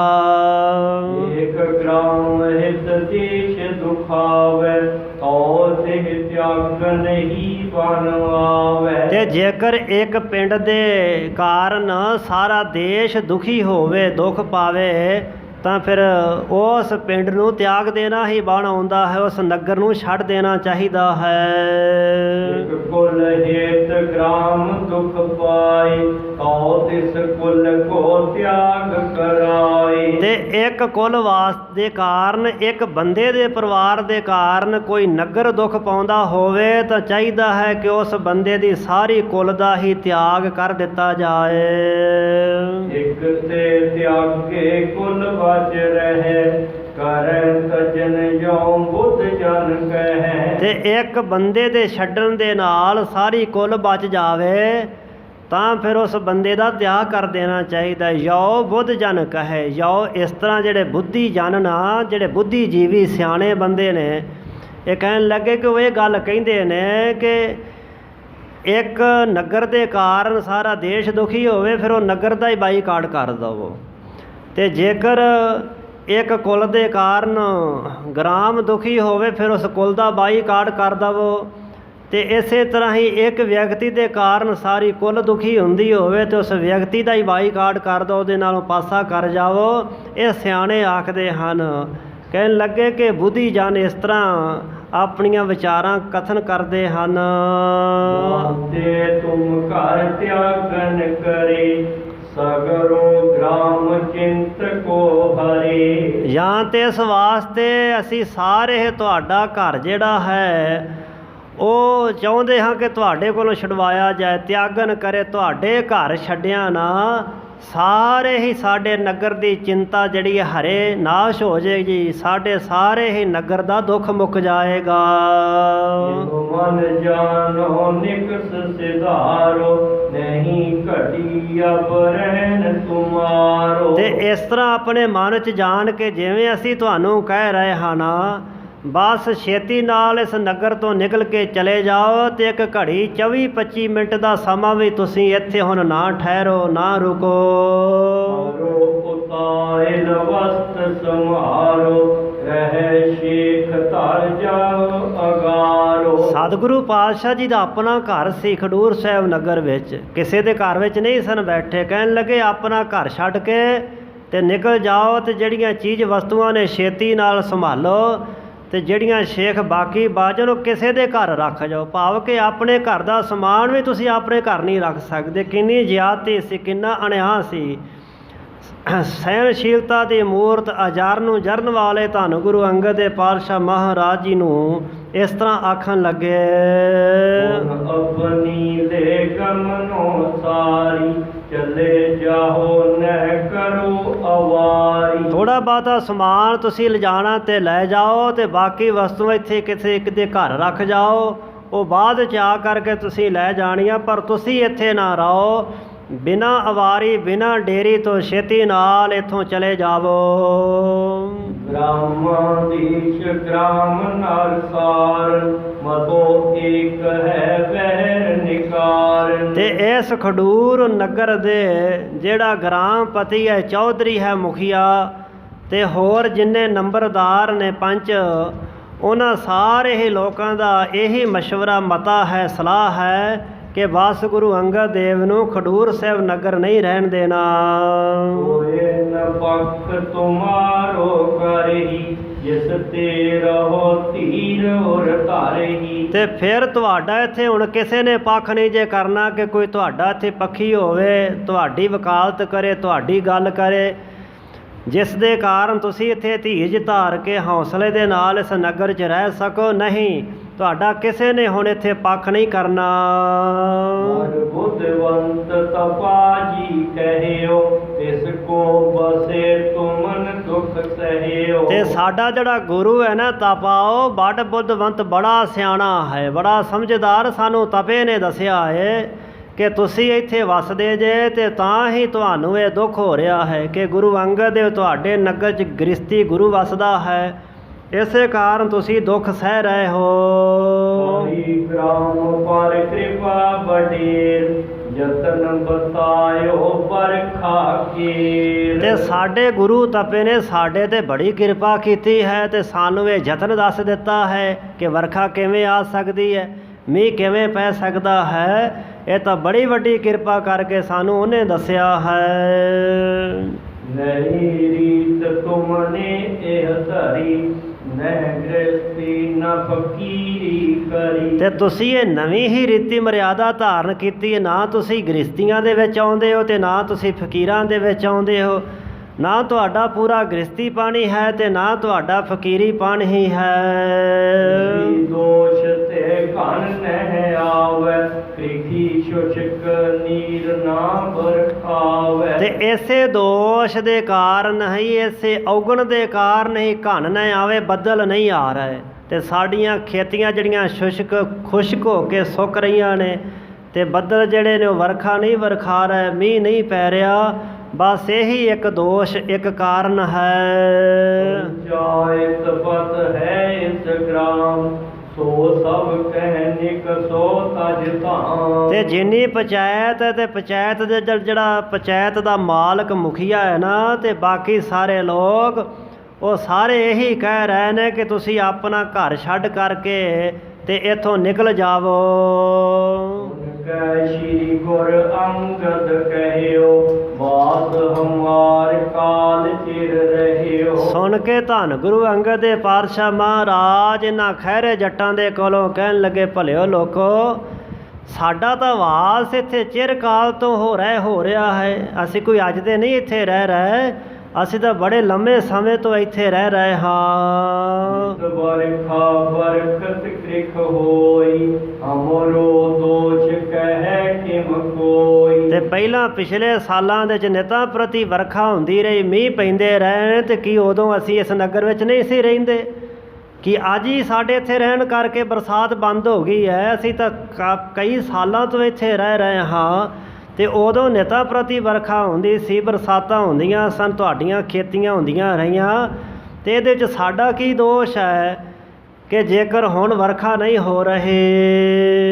ਪੁਰਸ਼ਨ ਕੀ ਕਰਮਨ ਅਨੁਸਾਰ ਸੁਖ ਦੁਖ ਉਪਜਤ ਬਾਰੰਬਾਰ। ਤੇ ਸਾਹਿਬ ਸਮਝਾਉਣ ਲੱਗੇ, ਪਰ ਮਨਮੁਖ ਲੋਕ ਸਮਝਾਈਏ ਕਦੋਂ ਸਮਝਾਇਆ ਜਾਏ। ਮਨਮੁਖ ਬੰਦਾ ਨਹੀਂ ਸਮਝ ਸਕਦਾ, ਭਾਵੇਂ ਨੂੰ ਜਿੰਨੀਆਂ ਮਰਜ਼ੀ ਦਲੀਲਾਂ ਦੇ ਕੇ ਉਦਾਹਰਨਾਂ ਦੇ ਕੇ ਸਮਝਾਇਆ ਜਾਏ।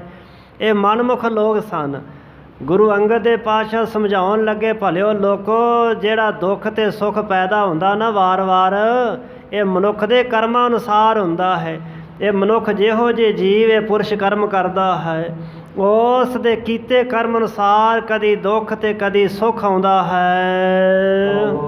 ਸੁਖੀ ਕਵੈ ਦੁਖ ਪਾਵੇ, ਜਿਵ ਨਿਸ ਦਿਨ ਆਵਤ ਪੁਨ ਜਾਵੇ। ਜਿਵੇਂ ਰਾਤ ਆਈ ਤੇ ਦਿਨ ਚੜ ਗਿਆ, ਚਲੇ ਗਈ, ਦਿਨ ਆ ਗਿਆ, ਦਿਨ ਚਲੇ ਗਿਆ, ਰਾਤ ਆ ਗਈ। ਰਾਤ ਤੇ ਦਿਨ ਜਿਵੇਂ ਆਉਂਦੇ ਜਾਂਦੇ ਰਹਿੰਦੇ ਨੇ, ਇਸੇ ਤਰ੍ਹਾਂ ਹੀ ਮਨੁੱਖ ਦੇ ਜੀਵਨ ਦੇ ਅੰਦਰ ਆਪਣੇ ਕਰਮਾਂ ਦੀ ਗਤੀ ਅਨੁਸਾਰ ਕਦੀ ਦੁੱਖ ਤੇ ਕਦੀ ਸੁੱਖ ਆਉਂਦੇ ਨੇ, ਜਿਨ੍ਹਾਂ ਦੇ ਕਾਰਨ ਫਿਰ ਇਹ ਦੁੱਖ ਸੁੱਖ ਪਾਉਂਦਾ ਹੈ। ਰੰਗ ਕੇ ਏਕ ਸਮਾਨ ਉਪਜਤ ਹੈ ਅਵਛ ਨਹਿਆਨ। ਜਿਹੜਾ ਦੁੱਖ ਹੈ ਨਾ, ਇਹ ਕਿਸੇ ਅਮੀਰ ਗਰੀਬ ਦਾ ਲਿਹਾਜ਼ ਨਹੀਂ ਕਰਦਾ। ਬਿਮਾਰੀ ਕੋਈ ਨਹੀਂ ਵੇਖਦੀ ਕਿ ਅਮੀਰ ਹੈ ਕਿ ਗਰੀਬ ਹੈ।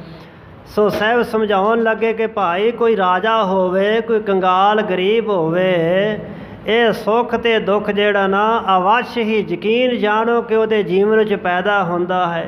ਕਿਸੇ ਅਮੀਰ ਗਰੀਬ ਦੇ ਜੀਵਨ ਦੇ ਵਿੱਚੋਂ ਇਹ ਸੁੱਖ ਤੇ ਦੁੱਖ ਮਿਟਦਾ ਨਹੀਂ, ਸਗੋਂ ਅਵਸ਼ ਹੀ ਜ਼ਰੂਰ ਪੈਦਾ ਹੁੰਦਾ ਹੈ। ਉਪਜਤ ਹੈ ਅਵਛ ਨਹਿਆਨ, ਸੁਖ ਹੋਏ ਹਰ ਖਾਏ ਹੰਕਾਰ, ਅਧਿਕ ਅਹੰਤਾ ਆਪਣੀ ਧਾਰ। ਤੇ ਜਦੋਂ ਮਨੁੱਖ ਦੇ ਕੋਲ ਸੁੱਖ ਆ ਜਾਂਦਾ ਨਾ, ਮਨੁੱਖ ਫਿਰ ਹੰਕਾਰੀ ਹੋ ਜਾਂਦਾ ਹੈ। ਜਬ ਕਛ ਪਾਵੇ ਤਬ ਗਰਭ ਕਰਤ ਹੈ, ਉਦੋਂ ਹੰਕਾਰ ਕਰਦਾ ਹੈ, ਹੰਕਾਰੀ ਹੋ ਜਾਂਦਾ ਹੈ। ਸੁੱਖ ਦੇ ਨਾਲ ਖੁਸ਼ੀ ਆਈ, ਫਿਰ ਹੰਕਾਰੀ ਹੋ ਗਿਆ। ਫਿਰ ਬਹੁਤ ਸਾਰੀ ਭਾਰੀ ਹੰਗਤਾ ਨੂੰ, ਮੈਂਪਣ ਨੂੰ ਆਪਣੇ ਮਨ ਵਿੱਚ ਧਾਰਦਾ ਹੈ, ਹੰਕਾਰ ਨੂੰ ਵਸਾ ਲੈਂਦਾ ਹੈ। ਕੋ ਪਾਏ ਦੀਨ ਹੋਏ ਜਾਹੀ, ਦਿਓ ਪ੍ਰਭੂ ਨੇ ਕਹਿ ਬਿਲ ਲਾਹੀ। ਤੇ ਫਿਰ ਜਦੋਂ ਸੁੱਖ ਚਲਿਆ ਜਾਂਦਾ ਤੇ ਦੁੱਖ ਆ ਜਾਂਦਾ, ਫਿਰ ਦੁੱਖ ਦੇ ਵਿੱਚ ਬੜਾ ਵਿਲਕਦਾ ਹੈ। ਫਿਰ ਜਦੋਂ ਦੁੱਖ ਪਾਉਂਦਾ ਹੈ, ਦੁਖੀ ਹੋ ਕੇ ਫਿਰ ਪਰਮਾਤਮਾ 'ਤੇ ਦੋਸ਼ ਆਰੋਪਦਾ ਹੈ ਕਿ ਰੱਬ ਨੂੰ ਮੈਂ ਹੀ ਲੱਭਾ ਸੀ ਦੁੱਖ ਪਾਉਣ ਵਾਸਤੇ, ਕਿ ਮੈਨੂੰ ਹੀ ਚੁਣਨਾ ਸੀ ਪਰਮਾਤਮਾ ਨੇ, ਮੈਂ ਕਿਉਂ ਦੁਖੀ ਹਾਂ। ਫਿਰ ਇਸ ਤਰ੍ਹਾਂ ਕਹਿ ਕਰਕੇ ਵਿਰਲਾਪ ਕਰਦਾ ਹੈ। ਈਸ਼ਵਰ ਬਿਖੈ ਆਰੋਪੈ ਦੋਸ਼, ਨਿਜ ਕਰਮਨ ਗਤ ਕੀਨਹਿ ਹੋਸ਼। ਜਦੋਂ ਦੁੱਖ ਕੋ ਪਾਏ ਦੀਨ ਹੋ ਜਾਏ, ਦੁੱਖ ਨੂੰ ਪਾ ਕੇ ਲਾਚਾਰ ਤੇ ਬੇਵਸ ਹੋ ਜਾਂਦਾ ਨਾ, ਦੁਖੀ ਹੁੰਦਾ, ਵਿਰਲਾਪ ਕਰਦਾ, ਫਿਰ ਪਰਮਾਤਮਾ ਦੇ ਵਿੱਚ ਹੀ ਦੋਸ਼ ਥੱਪਣੇ ਸ਼ੁਰੂ ਕਰ ਦਿੰਦਾ ਹੈ ਕਿ ਪਰਮਾਤਮਾ ਨੇ ਮੇਰੇ ਨਾਲ ਚੰਗੀ ਨਹੀਂ ਕੀਤੀ। ਤੇ ਅਜਿਹਾ ਜਿਹੜਾ ਮਨੁੱਖ ਹੈ, ਉਹ ਆਪਣੇ ਕਰਮਾਂ ਦੀ ਗਤੀ ਦੀ ਹੋਸ਼ ਨਹੀਂ ਕਰਦਾ ਕਿ ਮੈਂ ਕੀ ਬੀਜਿਆ ਸੀ। ਕਰਮ ਕਰਨ ਲੱਗਾ ਮਨੁੱਖ ਸੋਚੇ ਵਿਚਾਰੇ ਕਿ ਇਸ ਕਰਮ ਦਾ ਫਲ ਕੀ ਹੋਵੇਗਾ ਜੋ ਮੈਂ ਬੀਜ ਰਿਹਾ ਹਾਂ। ਪਰ ਮਨੁੱਖ ਸਾਹਿਬ ਕਹਿਣ ਲੱਗੇ, ਉਦੋਂ ਨਹੀਂ ਵਿਚਾਰਦਾ ਜਦੋਂ ਕਰਮਾਂ ਦੀ ਗਤੀ ਦਾ ਬੀਜ ਬੀਜਦਾ, ਕਰਮਾਂ ਦੀ ਗਤੀ ਦੀ ਚਾਲ ਚੱਲਦਾ ਹੈ। ਨਿਜ ਕਰਮਨ ਗਤ ਕੀ ਨਹਿ ਹੋਸ਼, ਮਨੁੱਖ ਨੂੰ ਆਪਣੇ ਕਰਮਾਂ ਦੀ ਚਾਲ ਦੀ ਹੋਸ਼ ਨਹੀਂ ਰਹਿੰਦੀ, ਖਿਆਲ ਨਹੀਂ ਰਹਿੰਦਾ ਕਿ ਮੇਰੇ ਹੀ ਕਾਰਨ ਇਹ ਦੁੱਖ ਪੈਦਾ ਹੋਇਆ ਹੈ। ਮਾਨੀ ਕਰਮ ਕਰਤ ਨਿਜ ਜਥਾ, ਫਲ ਦੇ ਪ੍ਰਭੂ ਦੇਖ ਕਰ ਤਥਾ। ਤੇ ਪੁਰਾਣਾ ਧਾਰੀ ਜੀਵ ਜਿਹੋ ਜਿਹਾ ਕਰਮ ਕਰਦਾ ਨਾ, ਸੋ ਨਿਜ ਜਥਾ, ਨਿਜ ਖੁਦ ਜਥਾ ਆਪ ਜਾਤੀ ਤੌਰ 'ਤੇ, ਕਿਉਂਕਿ ਇਹ ਕਰ ਕਰੇ ਸੋ ਇਹ ਕਰ ਪਾਏ। ਜਿਹੋ ਜਿਹਾ ਮਨੁੱਖ ਕਰਮ ਕਰਦਾ ਉਹੋ ਜਿਹਾ ਹੀ ਉਸ ਨੂੰ ਫਲ ਮਿਲਦਾ। ਸੱਜੇ ਹੱਥ ਨੇ ਗਲਤੀ ਕੀਤੀ, ਸੱਜੇ ਹੱਥ ਨੂੰ ਹੀ ਉਹ ਸਜ਼ਾ। ਖੱਬੇ ਹੱਥ ਨੇ ਕੀਤਾ, ਖੱਬੇ ਹੱਥ ਨੂੰ। ਸੋ ਸਾਹਿਬਾਂ ਸਮਝਾਉਣਾ ਕੀਤਾ ਕਿ ਭਾਈ ਪ੍ਰਾਣੀ ਜਿਹੋ ਜਿਹਾ ਕਰਮ ਕਰਦਾ ਹੈ ਉਹੋ ਜਾਹੀ ਫਲ ਵਾਹਿਗੁਰੂ ਦੇ ਕਰਮਾਂ ਨੂੰ ਵੇਖ ਕਰਕੇ ਦਿੰਦਾ ਹੈ। ਸੁਖ ਦੁਖ ਜਗਤ ਨਾਥ ਕੀ ਹਾਥਾ, ਸੁਮਤ ਲਖੈ ਦੋਸ਼ਨ ਨਿਜ ਸਾਥਾ। ਤੇ ਜਿਹੜਾ ਸੁੱਖ ਤੇ ਦੁੱਖ ਹੈ ਨਾ, ਇਹ ਜਗਤ ਦੇ ਨਾਥ ਵਾਹਿਗੁਰੂ ਦੇ ਹੱਥ ਵਿੱਚ ਹੈ, ਪਰਮਾਤਮਾ ਦੇ ਹੱਥ ਵੱਸ ਹੈ। ਤੇ ਸਿਆਣੇ ਮਨੁੱਖ ਜਿਹੜੇ ਵਾਹਿਗੁਰੂ ਦੇ ਰਾਹ ਦੇ ਪਾਂਧੀ ਨਾ, ਉਹ ਜਦੋਂ ਕੋਈ ਦੁੱਖ ਜੀਵਨ ਵਿੱਚ ਆਉਂਦਾ ਹੈ ਤੇ ਉਹ ਸਮਝਦੇ ਨੇ ਕਿ ਮੇਰੇ ਕਰਮਾਂ ਦਾ ਦੋਸ਼ ਹੈ, ਤੇ ਮੇਰੇ ਕਰਮਾਂ ਦੇ ਦੋਸ਼ ਕਾਰਨ ਹੀ ਮੈਨੂੰ ਦੁੱਖ ਮਿਲ ਰਿਹਾ ਹੈ। ਵਾਹਿਗੁਰੂ ਮੈਨੂੰ ਮੇਰੇ ਕੀਤੇ ਕਰਮ ਦੀ ਸਜ਼ਾ ਭੁਗਤਾ ਰਿਹਾ ਹੈ। ਹੋਇ ਨ ਮੈਂ ਪ੍ਰਭ ਕੋ ਸਿਮਰੰਤੇ, ਜਾਣੈ ਕਰਮਨ ਫਲ ਉਪਜੰਤੇ। ਤੇ ਉਹ ਜਿਹੜੇ ਗੁਰਮੁਖ ਪਿਆਰੇ ਹੁੰਦੇ ਨਾ, ਉਹ ਸੁੱਖ ਤੇ ਦੁੱਖ ਦੋਵਾਂ ਵਿੱਚ ਹੀ ਪ੍ਰਭੂ ਪਰਮਾਤਮਾ ਨੂੰ ਸਿਮਰਦੇ ਯਾਦ ਕਰਦੇ ਨੇ। ਸੁੱਖ ਤੇ ਦੁੱਖ ਨੂੰ ਆਪਣੇ ਕਰਮਾਂ ਦਾ ਪੈਦਾ ਹੋਇਆ ਫਲ ਸਮਝਦੇ ਹਨ। ਜਿਸ ਕੋ ਪੁਰਖਨ ਮਹਿ ਕੈ ਧੀਰਾ, ਪਰਮੇਸ਼ਵਰ ਕੋ ਲਖੈ ਗਹੀਰਾ। ਤੇ ਇਹੋ ਜਿਹੇ ਜਿਹੜੇ ਗੁਰਮੁਖ ਨੇ, ਉਹਨਾਂ ਨੂੰ ਫਿਰ ਧੀਰਜ ਵਾਲੇ ਕਿਹਾ ਜਾਂਦਾ ਹੈ, ਭਲੇ ਕਿਹਾ ਜਾਂਦਾ ਹੈ, ਜੋ ਗੈਰ ਗੰਭੀਰ ਪਰਮਾਤਮਾ ਵਾਹਿਗੁਰੂ ਨੂੰ ਜਾਣਦੇ ਨੇ ਕਿ ਵਾਹਿਗੁਰੂ ਕਰਮ ਫਲ ਪ੍ਰਦਾਤਾ ਹੈ, ਕਿ ਜਿਹੋ ਜਿਹਾ ਕੋਈ ਕਰਮ ਕਰਦਾ ਹੈ ਉਹੋ ਜਿਹਾ ਹੀ ਉਸ ਕਰਮ ਦਾ ਫਲ ਭੁਗਤਾਉਂਦਾ ਹੈ। ਜੇਕਰ ਕਿਸੇ ਦਾ ਬੁਰਾ ਕਰਮ ਹੈ, ਪਾਪ ਕਰਮ ਹੈ, ਤੇ ਉਹਦਾ ਫਲ ਦੁੱਖ ਹੈ, ਭਲਾ ਕਰਮ ਉਹਦਾ ਫਲ ਸੁੱਖ ਹੈ। ਇਸ ਤਰ੍ਹਾਂ ਉਹ ਵਾਹਿਗੁਰੂ ਜੀ ਨੂੰ ਸਮਝਦੇ ਹੋਏ ਹਿਰਦੇ ਦੇ ਵਿੱਚ ਬੜਾ ਧੀਰਜਵਾਨ ਹੋ ਕਰਕੇ ਰਹਿੰਦੇ ਹਨ। ਗੁਣ ਕੈ ਗੁਰ ਕੇ ਬਚ ਸੁਖ ਸਾਰ, ਗੁਨੈ ਭਨੀ ਪਰ ਖਾਤਿਕ ਕਾਰ। ਸਤਿਗੁਰੂ ਪਾਤਸ਼ਾਹ ਦੇ ਜਿਹੜੇ ਬਚਨ ਸਨ, ਸੁੱਖਾਂ ਦਾ ਸਾਰ ਸੀ, ਸਮੂਹ ਸੁੱਖਾਂ ਨੂੰ ਦੇਣ ਵਾਲੇ ਸਨ। ਪਰ ਇਹਨਾਂ ਦੁਸ਼ਟਾਂ ਨੇ ਜਦੋਂ ਸੁਣੇ ਨਾ, ਭਣੀ ਪੁਰਖਾ ਕ੍ਰਿਖਕਾਰ, ਖੇਤੀ ਕਰਨ ਵਾਲੇ ਜੀਵਾਂਦਾਰਾਂ ਨੇ ਅੱਗੋਂ ਬੜੀ ਕੌੜੀ ਬੋਲੀ ਬੋਲੀ, ਬਹੁਤ ਕੌੜਾ ਬੋਲੇ ਅੱਗੋਂ। ਸਵੰਤੀ ਬੂੰਦ ਤਾਂ ਉਹੀ ਹੈ, ਸੱਪ ਦੇ ਸਿਰ ਵਿੱਚ ਪੈ ਜਾਵੇ ਤੇ ਉਹ ਜ਼ਹਿਰ ਬੜੀ ਪੈਦਾ ਹੋਰ ਕਰ ਦਿੰਦੀ ਹੈ। ਸੱਪ ਤਾਂ ਅੱਗੇ ਜ਼ਹਿਰੀਲਾ ਹੈ। ਗਿੱਦੜ ਦੇ ਸਿਰ ਵਿੱਚ ਪੈ ਜਾਵੇ ਤੇ ਉਹ ਹਲਕ ਜਾਂਦਾ ਹੈ। ਕੇਲੇ ਵਿੱਚ ਪੈ ਜਾਵੇ ਕਪੂਰ ਪੈਦਾ ਹੋ ਜਾਂਦਾ। ਮੋਤੀ ਵਿੱਚ ਪੈ ਜਾਵੇ, ਸਿੱਪੀ ਜਿਹਨੂੰ ਕਹਿੰਦੇ, ਮੋਤੀ ਪੈਦਾ ਕਰ ਦਿੰਦੀ ਹੈ। ਹਾਥੀ ਦੇ ਸਿਰ ਵਿੱਚ ਪੈ ਜਾਵੇ ਤੇ ਗੱਜ ਮੋਤੀ ਪੈਦਾ ਹੋ ਜਾਂਦਾ ਹੈ। ਬੰਦੇ ਦੇ ਪੈ ਜਾਵੇ ਤੇ ਕਹਿੰਦੇ ਭੁੱਖ ਪਿਆਸ ਸਦਾ ਵਾਸਤੇ ਖਤਮ ਹੋ ਜਾਂਦੀ ਹੈ। ਹੁਣ ਸਵੰਤੀ ਬੂੰਦ ਤਾਂ ਇੱਕੋ ਹੀ ਹੈ, ਪਰ ਉਹਦੀ ਜਗ੍ਹਾ ਵੱਖ-ਵੱਖ ਹੈ। ਜਿਹੋ ਜਿਹੀ ਜਗ੍ਹਾ 'ਤੇ ਪਵੇ ਉਹੋ ਜਿਹਾ ਗੁਣ ਪੈਦਾ ਕਰ ਦਿੰਦੀ ਹੈ। ਸਤਿਗੁਰੂ ਜੀ ਦੇ ਬਚਨ ਉਹੀ ਨੇ, ਪਰ ਇੱਧਰ ਹਿਰਦੇ ਵਿੱਚ ਔਗਣਾਂ ਦੀ ਔੜ ਲੱਗੀ ਹੋਈ ਹੈ। ਗੁਰੂ ਦੇ ਬਚਨ ਮੀਂਹ ਵਰਗੇ ਇੱਥੇ ਕੀ ਅਸਰ ਕਰ ਸਕਦੇ ਸਨ। ਸੋ ਇਹ ਔਗਣਾਂ ਤੇ ਗੁਨਾਹਾਂ ਨਾਲ, ਮੰਦੇ ਕਰਮਾਂ ਦੇ ਨਾਲ ਭਰੇ ਹੋਏ ਲੋਕ ਸਨ, ਜਿਨ੍ਹਾਂ ਕਦੀ ਗੁਰੂ ਦੀ ਸੰਗਤ ਨਹੀਂ ਸੀ ਕੀਤੀ। ਸਤਿਗੁਰੂ ਜੀ ਦੇ ਬਚਨ ਸੁੱਖਾਂ ਦੇ ਸਾਰ ਸਨ, ਸਾਰੇ ਸੁੱਖ ਦੇਣ ਵਾਲੇ ਸੀ। ਇਹ ਬਚਨ ਸੁਣ ਕੇ ਵੀ ਉਹਨਾਂ ਦੁਸ਼ਟ ਲੋਕਾਂ ਨੇ ਸਤਿਗੁਰੂ ਪਾਤਸ਼ਾਹ ਮਹਾਰਾਜ ਜੀ ਨੂੰ ਹੋਰ ਕੌੜਾ ਫਿੱਕਾ ਬੋਲਣਾ ਸ਼ੁਰੂ ਕੀਤਾ।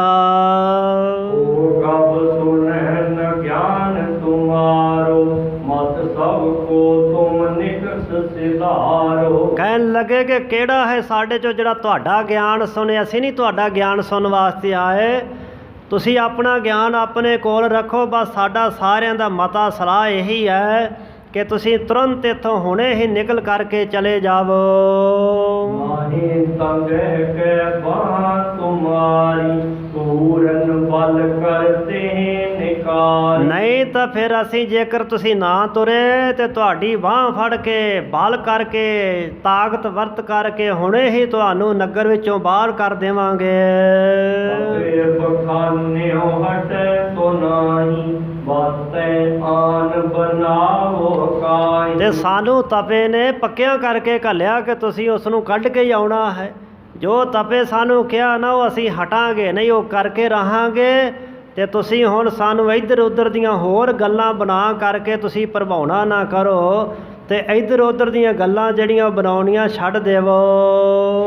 ਅੰਗਦ ਸੁਨ ਬਹੁ ਬਿਕਸਾਨੇ, ਬੁੱਢੇ ਸੋਵਸ ਬਾਕ ਬਖਾਨੇ। ਜਦੋਂ ਇਹਨਾਂ ਕਿਹਾ ਕਿ ਇੱਧਰ ਉੱਧਰ ਦੀਆਂ ਗੱਲਾਂ ਤੁਸੀਂ ਕਿਉਂ ਕਰ ਰਹੇ ਹੋ, ਧੰਨ ਗੁਰੂ ਅੰਗਦ ਦੇ ਪਾਤਸ਼ਾਹ ਮਹਾਰਾਜ, ਅਜਰਨ ਜਰਨ ਵਾਲੇ, ਧੀਰਜ ਤੇ ਛਿਮਾ ਦੇ ਪੁੰਜ ਸਤਿਗੁਰੂ ਪਾਤਸ਼ਾਹ ਮੁਸਕਰਾ ਪਏ, ਹੱਸ ਪਏ। ਤੇ ਲਾਗੇ ਬੈਠੇ ਸਨ ਬ੍ਰਹਮ ਗਿਆਨੀ ਬਾਬਾ ਬੁੱਢਾ ਸਾਹਿਬ ਜੀ। ਬਾਬਾ ਬੁੱਢਾ ਸਾਹਿਬ ਜੀ ਮਹਾਂਪੁਰਖਾਂ ਨੂੰ ਬਚਨ ਕੀਤਾ। ਸਤਿਗੁਰੂ ਪਾਤਸ਼ਾਹ ਜੀ ਕਹਿਣ ਲੱਗੇ, उठवाओ पर्यंक हमारो, हम ते इनको होत बिगारो। ਸਾਹਿਬ ਕਹਿਣ ਲੱਗੇ, ਬਾਬਾ ਬੁੱਢਾ ਸਾਹਿਬ ਜੀ ਸਾਡਾ ਪਲਕ ਹੁਣੇ ਚੁਕਵਾਵੋ, ਅਸੀਂ ਹੁਣੇ ਚੱਲਦੇ ਹਾਂ, ਕਿਉਂਕਿ ਹਮ ਤੇ ਇਨਕੋ ਹੋਤ ਵਿਗਾਰੋ, ਸਾਡੇ ਇੱਥੇ ਰਹਿਣ ਨਾਲ ਇਹਨਾਂ ਦਾ ਵਿਗਾੜ ਹੋ ਰਿਹਾ ਹੈ। ਇਹ ਕਹਿ ਰਹੇ ਨੇ ਕਿ ਤੁਹਾਡੇ ਰਹਿਣ ਕਰਕੇ ਬਰਸਾਤ ਨਹੀਂ ਹੋ ਰਹੀ, ਤੇ ਜੇਕਰ ਸਾਡੇ ਰਹਿਣ ਦਾ ਵਿਗਾੜ ਹੁੰਦਾ ਨਾ ਤੇ ਅਸੀਂ ਇੱਥੇ ਕਿਉਂ ਰਹਿਣਾ ਹੈ। ਜੰਗਲ ਮੈਂ ਇੱਕ ਢੀ ਪੁਰਾਣੀ, ਖਾਨ ਰਜਾਦਾ ਨਾਮ ਬਖਾਨੀ। ਤੇ ਚਲੋ ਆਪਾਂ ਉਸ ਥਾਂ ਤੇ ਚੱਲ ਕੇ ਚੱਲੀਏ। ਸਾਹਿਬਾਂ ਪਹਿਲਾਂ ਦੱਸ ਦਿੱਤਾ ਕਿ ਜੰਗਲ ਦੇ ਵਿੱਚ ਨਾ ਇੱਕ ਪੁਰਾਣੀ ਥੇ ਇੱਕ ਝਿੜੀ ਹੈ, ਉਸ ਦਾ ਨਾਮ ਖਾਨ ਰਜਾਦਾ ਆਖਿਆ ਜਾਂਦਾ ਹੈ। ਉਹ ਤਹਾਂ ਹਮ ਰਹੇ ਇਕੰਤ, ਸ਼ੁਭਤ ਇਕੰਤ ਹੈ ਸੰਤ ਮਹੰਤ। ਤੇ ਚਲੋ ਆਪਾਂ ਜਾ ਕਰਕੇ ਉੱਥੇ ਇਕਾਂਤ 'ਚ ਰਹਿਣਾ ਕਰੀਏ। ਜੋ ਸੰਤ ਮਹੰਤ ਹੈ ਨਾ, ਉਹ ਇਕਾਂਤ 'ਚ ਬੈਠੇ ਹੋਏ ਸ਼ੋਭਾ ਪਾਉਂਦੇ ਹਨ। ਸੋ ਤਾਂ ਸਗੋਂ ਇਕਾਂਤ ਭਾਲਦੇ ਨੇ, ਤੇ ਅਸੀਂ ਇਹਨਾਂ ਪਿੰਡ ਵਾਲਿਆਂ ਤੋਂ ਕੀ ਲੈਣਾ ਹੈ। ਇਸ ਵਾਸਤੇ ਚਲੋ ਆਪਾਂ ਉਸ ਖਾਨ ਰਜਾਦੇ ਵਾਲੀ ਥਾਂ ਤੇ ਜਾ ਕਰਕੇ ਪਹੁੰਚੀਏ। ਸੁਣ ਕੇ ਸਭ ਸਿੱਖਨ ਮਨ ਜਾਣਾ, ਤਪੇ ਅਸੂਯਕ ਦੁਸ਼ਟ ਬਖਾਨਾ। ਔਰ ਸਾਰੇ ਸਿੱਖ ਸਿਆਣੇ ਸਨ, ਸਮਝਦੇ ਸਨ, ਨਾਲ ਇਹਨਾਂ ਲੋਕਾਂ ਦੇ ਮੂੰਹੋਂ ਵਾਰ-ਵਾਰ ਸੱਚ ਨਿਕਲ ਰਿਹਾ ਸੀ ਕਿ ਸਾਨੂੰ ਤਪੇ ਨੇ ਘੱਲਿਆ ਹੈ। ਸਾਰੇ ਸਿੱਖਾਂ ਨੇ ਸੁਣ ਕੇ ਮਨ ਵਿੱਚ ਜਾਣ ਲਿਆ ਕਿ ਤਪੇ ਨੇ ਈਰਖਾ ਕਰਨ ਵਾਲੇ ਨੇ, ਈਰਖਾ ਦੇ ਵਸ ਹੋ ਕਰਕੇ ਹੀ ਦੁਸ਼ਟ ਨੇ ਇਹਨਾਂ ਨੂੰ ਇਹ ਪੁੱਠੀ ਮੱਤ ਦੇ ਕੇ ਆਖਿਆ ਹੈ। ਆਹਕ ਮੂਰਖ ਲਖੈ ਨ ਕੈਸੇ, ਅਭੀ ਈਰਖਾ ਠਨ ਜੈਸੇ। ਤੇ ਇਹ ਰਾਖ ਜਿਹੜੇ ਕਿਸਾਨ ਜ਼ਿਮੀਂਦਾਰ ਨੇ ਮੂਰਖ ਨੇ, ਬੇਸਮਝ ਨੇ, ਕਿਸੇ ਤਰ੍ਹਾਂ ਨਹੀਂ ਜਾਣਦੇ ਸੱਚੀ ਗੱਲ ਨੂੰ। ਤੇ ਜਿਵੇਂ ਅਗੀ ਪਾਪੀ ਈਰਖਾ ਕਰਨ ਵਾਲੇ ਦੁਸ਼ਟ ਤਪੇ ਨੇ ਇਹਨਾਂ ਨੂੰ ਸਿਖਾਇਆ ਹੈ, ਇਹ ਉਸੇ ਤਰ੍ਹਾਂ ਹੀ ਕਰੀ ਜਾ ਰਹੇ ਹਨ। ਪਰ ਉਬਾਬ ਬਨਤ ਕੁਛ ਨਾਹੀ, ਨਿਕਸੈ ਚਲੈ ਆਨ ਥਲ ਮਾਹੀ। ਤੇ ਹੋਰ ਤਾਂ ਉਪਾਅ ਹੁਣ ਕੋਈ ਯਤਨ ਨਹੀਂ ਬਣਦਾ, ਜਾਂ ਤਾਂ ਫਿਰ ਇਹਨਾਂ ਦੀ ਅੱਗੋਂ ਭੁਗਤ ਸਵਾਰ ਦਈਏ, ਇਹਨਾਂ ਦੀ ਸੇਵਾ ਕਰ ਦਈਏ। ਸੋ ਲੜਨਾ ਝਗੜਨ ਦਾ ਸਤਿਗੁਰੂ ਪਾਤਸ਼ਾਹ ਦਾ ਹੁਕਮ ਨਹੀਂ ਹੈ। ਇਸ ਵਾਸਤੇ ਹੁਣ ਚੰਗਾ ਹੈ ਕਿ ਇੱਥੋਂ ਨਿਕਲ ਕਰਕੇ ਇਹ ਨਗਰ ਛੱਡ ਕਰਕੇ ਆਨ ਥਲ ਮਾਹੀ ਕਿਸੇ ਹੋਰ ਥਾਂ ਦੇ ਵਿੱਚ ਚਲੇ ਜਾਈਏ। ਦੇਰ ਬਿਗੜੈ ਮਤ ਮੰਦੇ, ਮਹਾਮੂੜ ਮਿਲ ਜੈ ਹੈ ਕਰਿੰਦੇ। ਤੇ ਜੇਕਰ ਹੁਣ ਢੇਰ ਕੀਤੀ ਤੇ ਮੰਦੀ ਮਤ ਵਾਲੇ ਹੋਰ ਜ਼ਿਆਦਾ ਵਿਗੜਨਾ ਕਰਨਗੇ, ਹੋਰ ਝਗੜਾ ਕਲੇਸ਼ ਪੈਦਾ ਕਰਨਗੇ। ਤੇ ਮਹਾਮੂੜ ਬਹੁਤੇ ਜਿਹੜੇ ਮੂਰਖ ਨੇ, ਫਿਰ ਹੋਰ ਬਹੁਤ ਸਾਰੇ ਇਕੱਠੇ ਹੋ ਕਰਕੇ ਹੋਰ ਕਲੇਸ਼ ਪੈਦਾ ਕਰਨਗੇ। ਲਖ ਜਲ ਅਜਤਨ ਲਖ ਅਜਤਨ ਨਿਕਸਨ ਹੀ ਜਹਾ, ਚੱਲੇ ਬਹਿਰ ਕੋ ਸੋ ਥਲ ਜਹਾ। ਸਿੱਖਾਂ ਨੇ ਵੇਖਿਆ ਕਿ ਹੁਣ ਯਤਨ ਕੋਈ ਨਹੀਂ ਹੈ, ਗੱਲ ਯਤਨ ਤੋਂ ਬਾਹਰ ਹੋ ਕੇ ਅਯਤਨ ਹੋ ਗਈ ਹੈ। ਹੁਣ ਕੋਈ ਹੋਰ ਢੰਗ ਨਹੀਂ ਹੈ। ਇਸ ਵਾਸਤੇ ਹੁਣ ਇੱਥੋਂ ਚੱਲਣਾ ਹੀ ਭਲਾ ਹੈ। ਚੱਲੇ ਵੈਰ ਕੋ ਸੋ ਥਲ ਜਹਾਂ, ਜਿਹੜਾ ਥਾਂ ਸਤਿਗੁਰੂ ਪਾਤਸ਼ਾਹ ਜੀ ਨੇ ਦੱਸਿਆ ਸੀ ਨਾ, ਸਤਿਗੁਰੂ ਪਾਤਸ਼ਾਹ ਜੀ ਦਾ ਪਲੰਘਾ ਚੁੱਕ ਕਰਕੇ ਗੁਰੂ ਕੇ ਸਿੱਖ ਬਾਬਾ ਬੁੱਢਾ ਸਾਹਿਬ ਜੀ ਹੋਰ ਗੁਰਮੁਖ ਤੁਰ ਪਏ। ਕਾਰਨ ਸੋ ਨਿਕਸਤ ਕਹਿਓ, ਹਮਰੇ ਬਾਸ ਜੇ ਤੁਮ ਦੁਖ ਲਹਿਓ। ਜਦੋਂ ਗੁਰੂ ਸਾਹਿਬ ਜੀ ਖਡੂਰ ਸਾਹਿਬ ਨਗਰ ਛੱਡਣ ਲੱਗੇ ਨਾ, ਤੇ ਖਹਿਰੇ ਜੱਟਾਂ ਨੂੰ ਤੁਰਦੇ ਤੁਰਦੇ ਇੱਕ ਬਚਨ ਕਹਿ ਗਏ। ਕਹਿਣ ਲੱਗੇ, ਉਹ ਜ਼ਿਮੀਂਦਾਰੋ, ਕ੍ਰਿਖ ਕਾਰਨ ਸੋ ਨਿਕਸਤ ਕਹਿਓ। ਤੁਸੀਂ ਆਪਣੀ ਖੇਤੀ ਬਚਾਉਣ ਵਾਸਤੇ ਸਾਨੂੰ ਨਗਰੋਂ ਨਿਕਲਣ ਵਾਸਤੇ ਕਹਿ ਦਿੱਤਾ ਹੈ, ਤੇ ਸਾਡੇ ਇੱਥੇ ਵਸਣ ਕਰਕੇ ਜੇਕਰ ਤੁਹਾਨੂੰ ਦੁੱਖ ਹੋਇਆ, ਤੁਸੀਂ ਦੁੱਖ ਲਿਆ ਹੈ। ਓ ਹਮ ਜਾਏ ਅਪਰ ਥਲ ਰਹਿ, ਗ੍ਰਾਮ ਦੁਖੀ ਕਿਉਂ ਕਰ ਵੇਚੈ। ਤਾਂ ਫਿਰ ਅਸੀਂ ਜਾ ਰਹੇ ਹਾਂ ਨਗਰ ਛੱਡ ਕੇ ਕਿਸੇ ਹੋਰ ਥਾਂ ਤੇ ਜਾ ਕੇ ਰਹਾਂਗੇ। ਅਸੀਂ ਇਸ ਗ੍ਰਾਮ, ਇਸ ਖਡੂਰ ਸਾਹਿਬ ਨਗਰ ਨੂੰ ਕਿਉਂ ਦੁਖੀ ਕਰਨਾ ਚਾਹਾਂਗੇ। ਸਾਡੀ ਐਸੀ ਕੋਈ ਭਾਵਨਾ ਨਹੀਂ ਹੈ ਕਿ ਗ੍ਰਾਮ ਦੁਖੀ ਕਿਉਂ ਕਰਬੇ ਚਾਹੇ। ਅਸੀਂ ਨਗਰ ਨਿਵਾਸੀਆਂ ਨੂੰ ਕਦੀ ਵੀ ਦੁਖੀ ਨਹੀਂ ਕਰਨਾ ਚਾਹੁੰਦੇ, ਇਸ ਵਾਸਤੇ ਅਸੀਂ ਇੱਥੋਂ ਜਾ ਰਹੇ ਹਾਂ। ਸਿੱਖ ਸੇ ਸੰਗ ਸਿਧਾਰੇ ਚੱਲੇ ਵਿਸ਼ਾਲੀ ਗੁਰੂ ਅਗਾਰੇ। ਜਿੰਨੇ ਕ ਸਿੱਖ ਉਸ ਸਮੇਂ ਸਾਹਿਬਾਂ ਦੇ ਘਰ ਵਿੱਚ ਸੀ ਨਾ, ਬਹੁਤਾ ਪਸਾਰਾ ਨਹੀਂ ਸੀ ਸਾਹਿਬਾਂ ਨੇ ਪਸਾਰਿਆ। ਉਹਨਾਂ ਦਾ ਆਪਣਾ ਵਚਨ ਹੈ ਕਿ ਜਿੰਨੀ ਚੱਲਣ ਜਾਣਿਆ ਸੇਵ ਕਿਉ ਕਰੇ ਵਿਥਾਰ, ਚੱਲਣ ਸਾਰ ਨਾ ਜਾਣੀ ਕਾਜ ਸਵਾਰ ਨਹਾਰ। ਉਹ ਬੰਦੇ ਜਿਹੜੇ ਖਲਾਰਾ ਖਲਾਰਦੇ ਨਾ, ਉਹ ਸਮਝਦੇ ਨੇ ਕਿ ਅਸੀਂ ਸਦਾ ਬਹਿ ਰਹਿਣਾ ਇੱਥੇ। ਜਿਨ੍ਹਾਂ ਨੂੰ ਸਮਝ ਪੈ ਗਈ ਕਿ ਅਸੀਂ ਤੁਰ ਜਾਣਾ, ਬਹੁਤਾ ਖਲਾਰਾ ਨਹੀਂ ਖਲਾਰਦੇ। ਛੋਟਾ ਜਿਹਾ ਘਰ ਸੀ ਸਤਿਗੁਰੂ ਪਾਤਸ਼ਾਹ ਜੀ ਦਾ, ਸੋ ਉਸੇ ਘਰ ਦੇ ਵਿੱਚ ਹੀ ਰਹਿਣ ਬਸੇਰਾ ਕਰਦੇ ਸਨ। ਬਹੁਤੇ ਵੱਡੇ ਮਕਾਨ ਨਹੀਂ ਸਨ ਬਣਾਏ, ਬਹੁਤੀਆਂ ਛਤੌਤਾਂ ਨਹੀਂ ਸਨ ਛਤੀਆਂ। ਸੋ ਸਤਿਗੁਰੂ ਪਾਤਸ਼ਾਹ ਮਹਾਰਾਜ ਜੀ ਦੇ ਨਾਲ ਜਿੰਨੇ ਵੀ ਉਸ ਸਮੇਂ ਸਿੱਖ ਸਨ, ਅੱਗੇ ਅੱਗੇ ਸਤਿਗੁਰੂ ਪਾਤਸ਼ਾਹ ਜੀ ਤੇ ਪਿੱਛੇ ਪਿੱਛੇ ਸਾਰੇ ਸਿੱਖ ਤੁਰ ਪਏ। ਲੋਕਨ ਥਾਪੋ ਥਾਪੇ ਤਉ ਛਿਮਾਨਿਤ ਪਰਮ ਅਮਾਪੇ। ਭਾਈ ਸਾਹਿਬ ਜੀ ਕਹਿ ਰਹੇ ਨੇ ਕਿ ਜਿਹੜੇ ਸਤਿਗੁਰੂ ਪਾਤਸ਼ਾਹ ਮਹਾਰਾਜ ਜੀ 14 ਲੋਕਾਂ ਨੂੰ 14 ਤਬਕ ਮੰਨੇ ਨੇ ਮੁਸਲਮਾਨ ਮਤ ਅਨੁਸਾਰ, 7 ਪਤਾਲ ਤੇ 7 ਆਕਾਸ਼।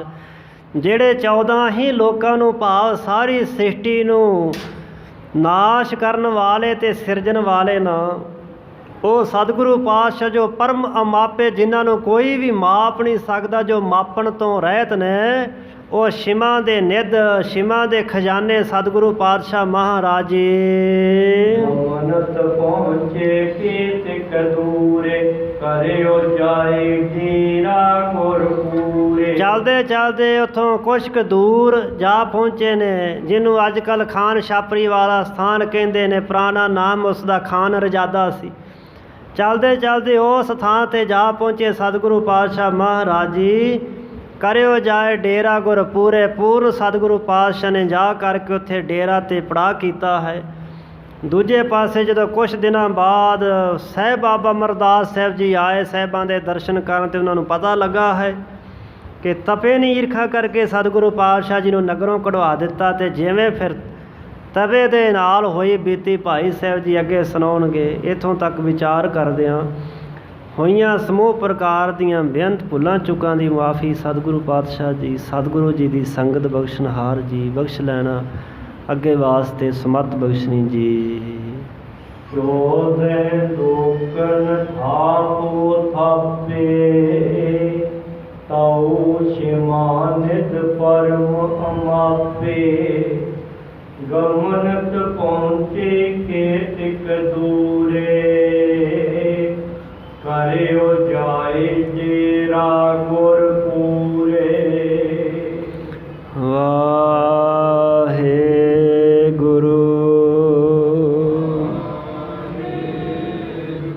ਵਾਹਿਗੁਰੂ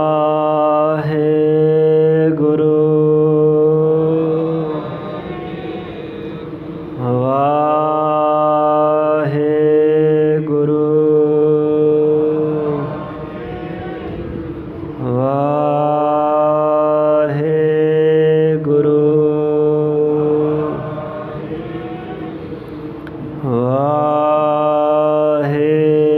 ਵਾਹਿਗੁਰੂ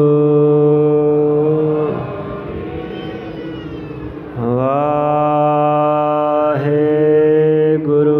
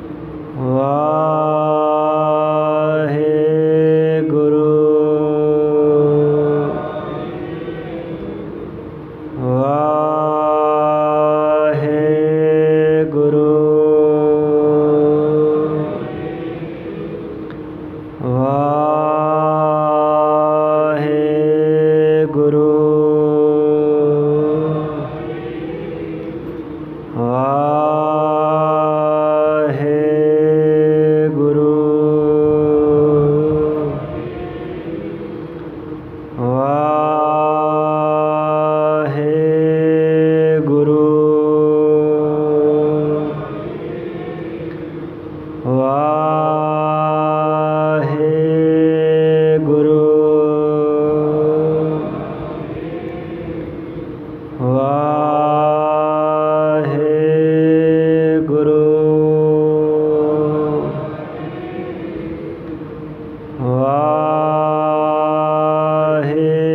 ਵਾਹਿਗੁਰੂ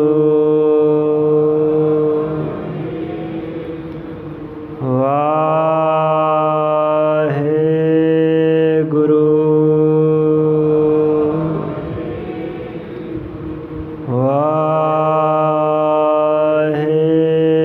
ਵਾਹਿਗੁਰੂ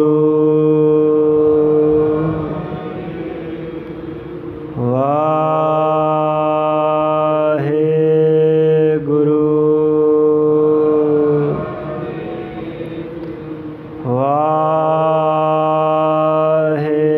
ਵਾਹਿਗੁਰੂ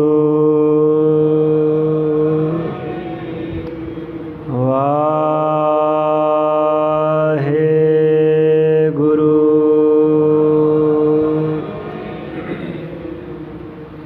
हे अच्युत हे पार ब्रह्म अविनाशी हे पूर्ण हे सर्व मैं दुख भंजन हे संगी हे निरंकार हे निर्गुण हे गोविद हे गुण निदान जाकर हे अपरंपर हर हरे पी होवन हे संत का सदा संग नेदारा हे ठाकुर हो दासरो मैं निर्गुण गुण नहीं नानक दीजै नाम दान राखो हिय आए प्रभ शरणागति कृपा निध एक अखर हर मन वसत नानक होत वाहिगुरु नाम जहाज है चढ़े सो जो शरदा कर सेवंदे गुर जो शरदा कर सेवंदे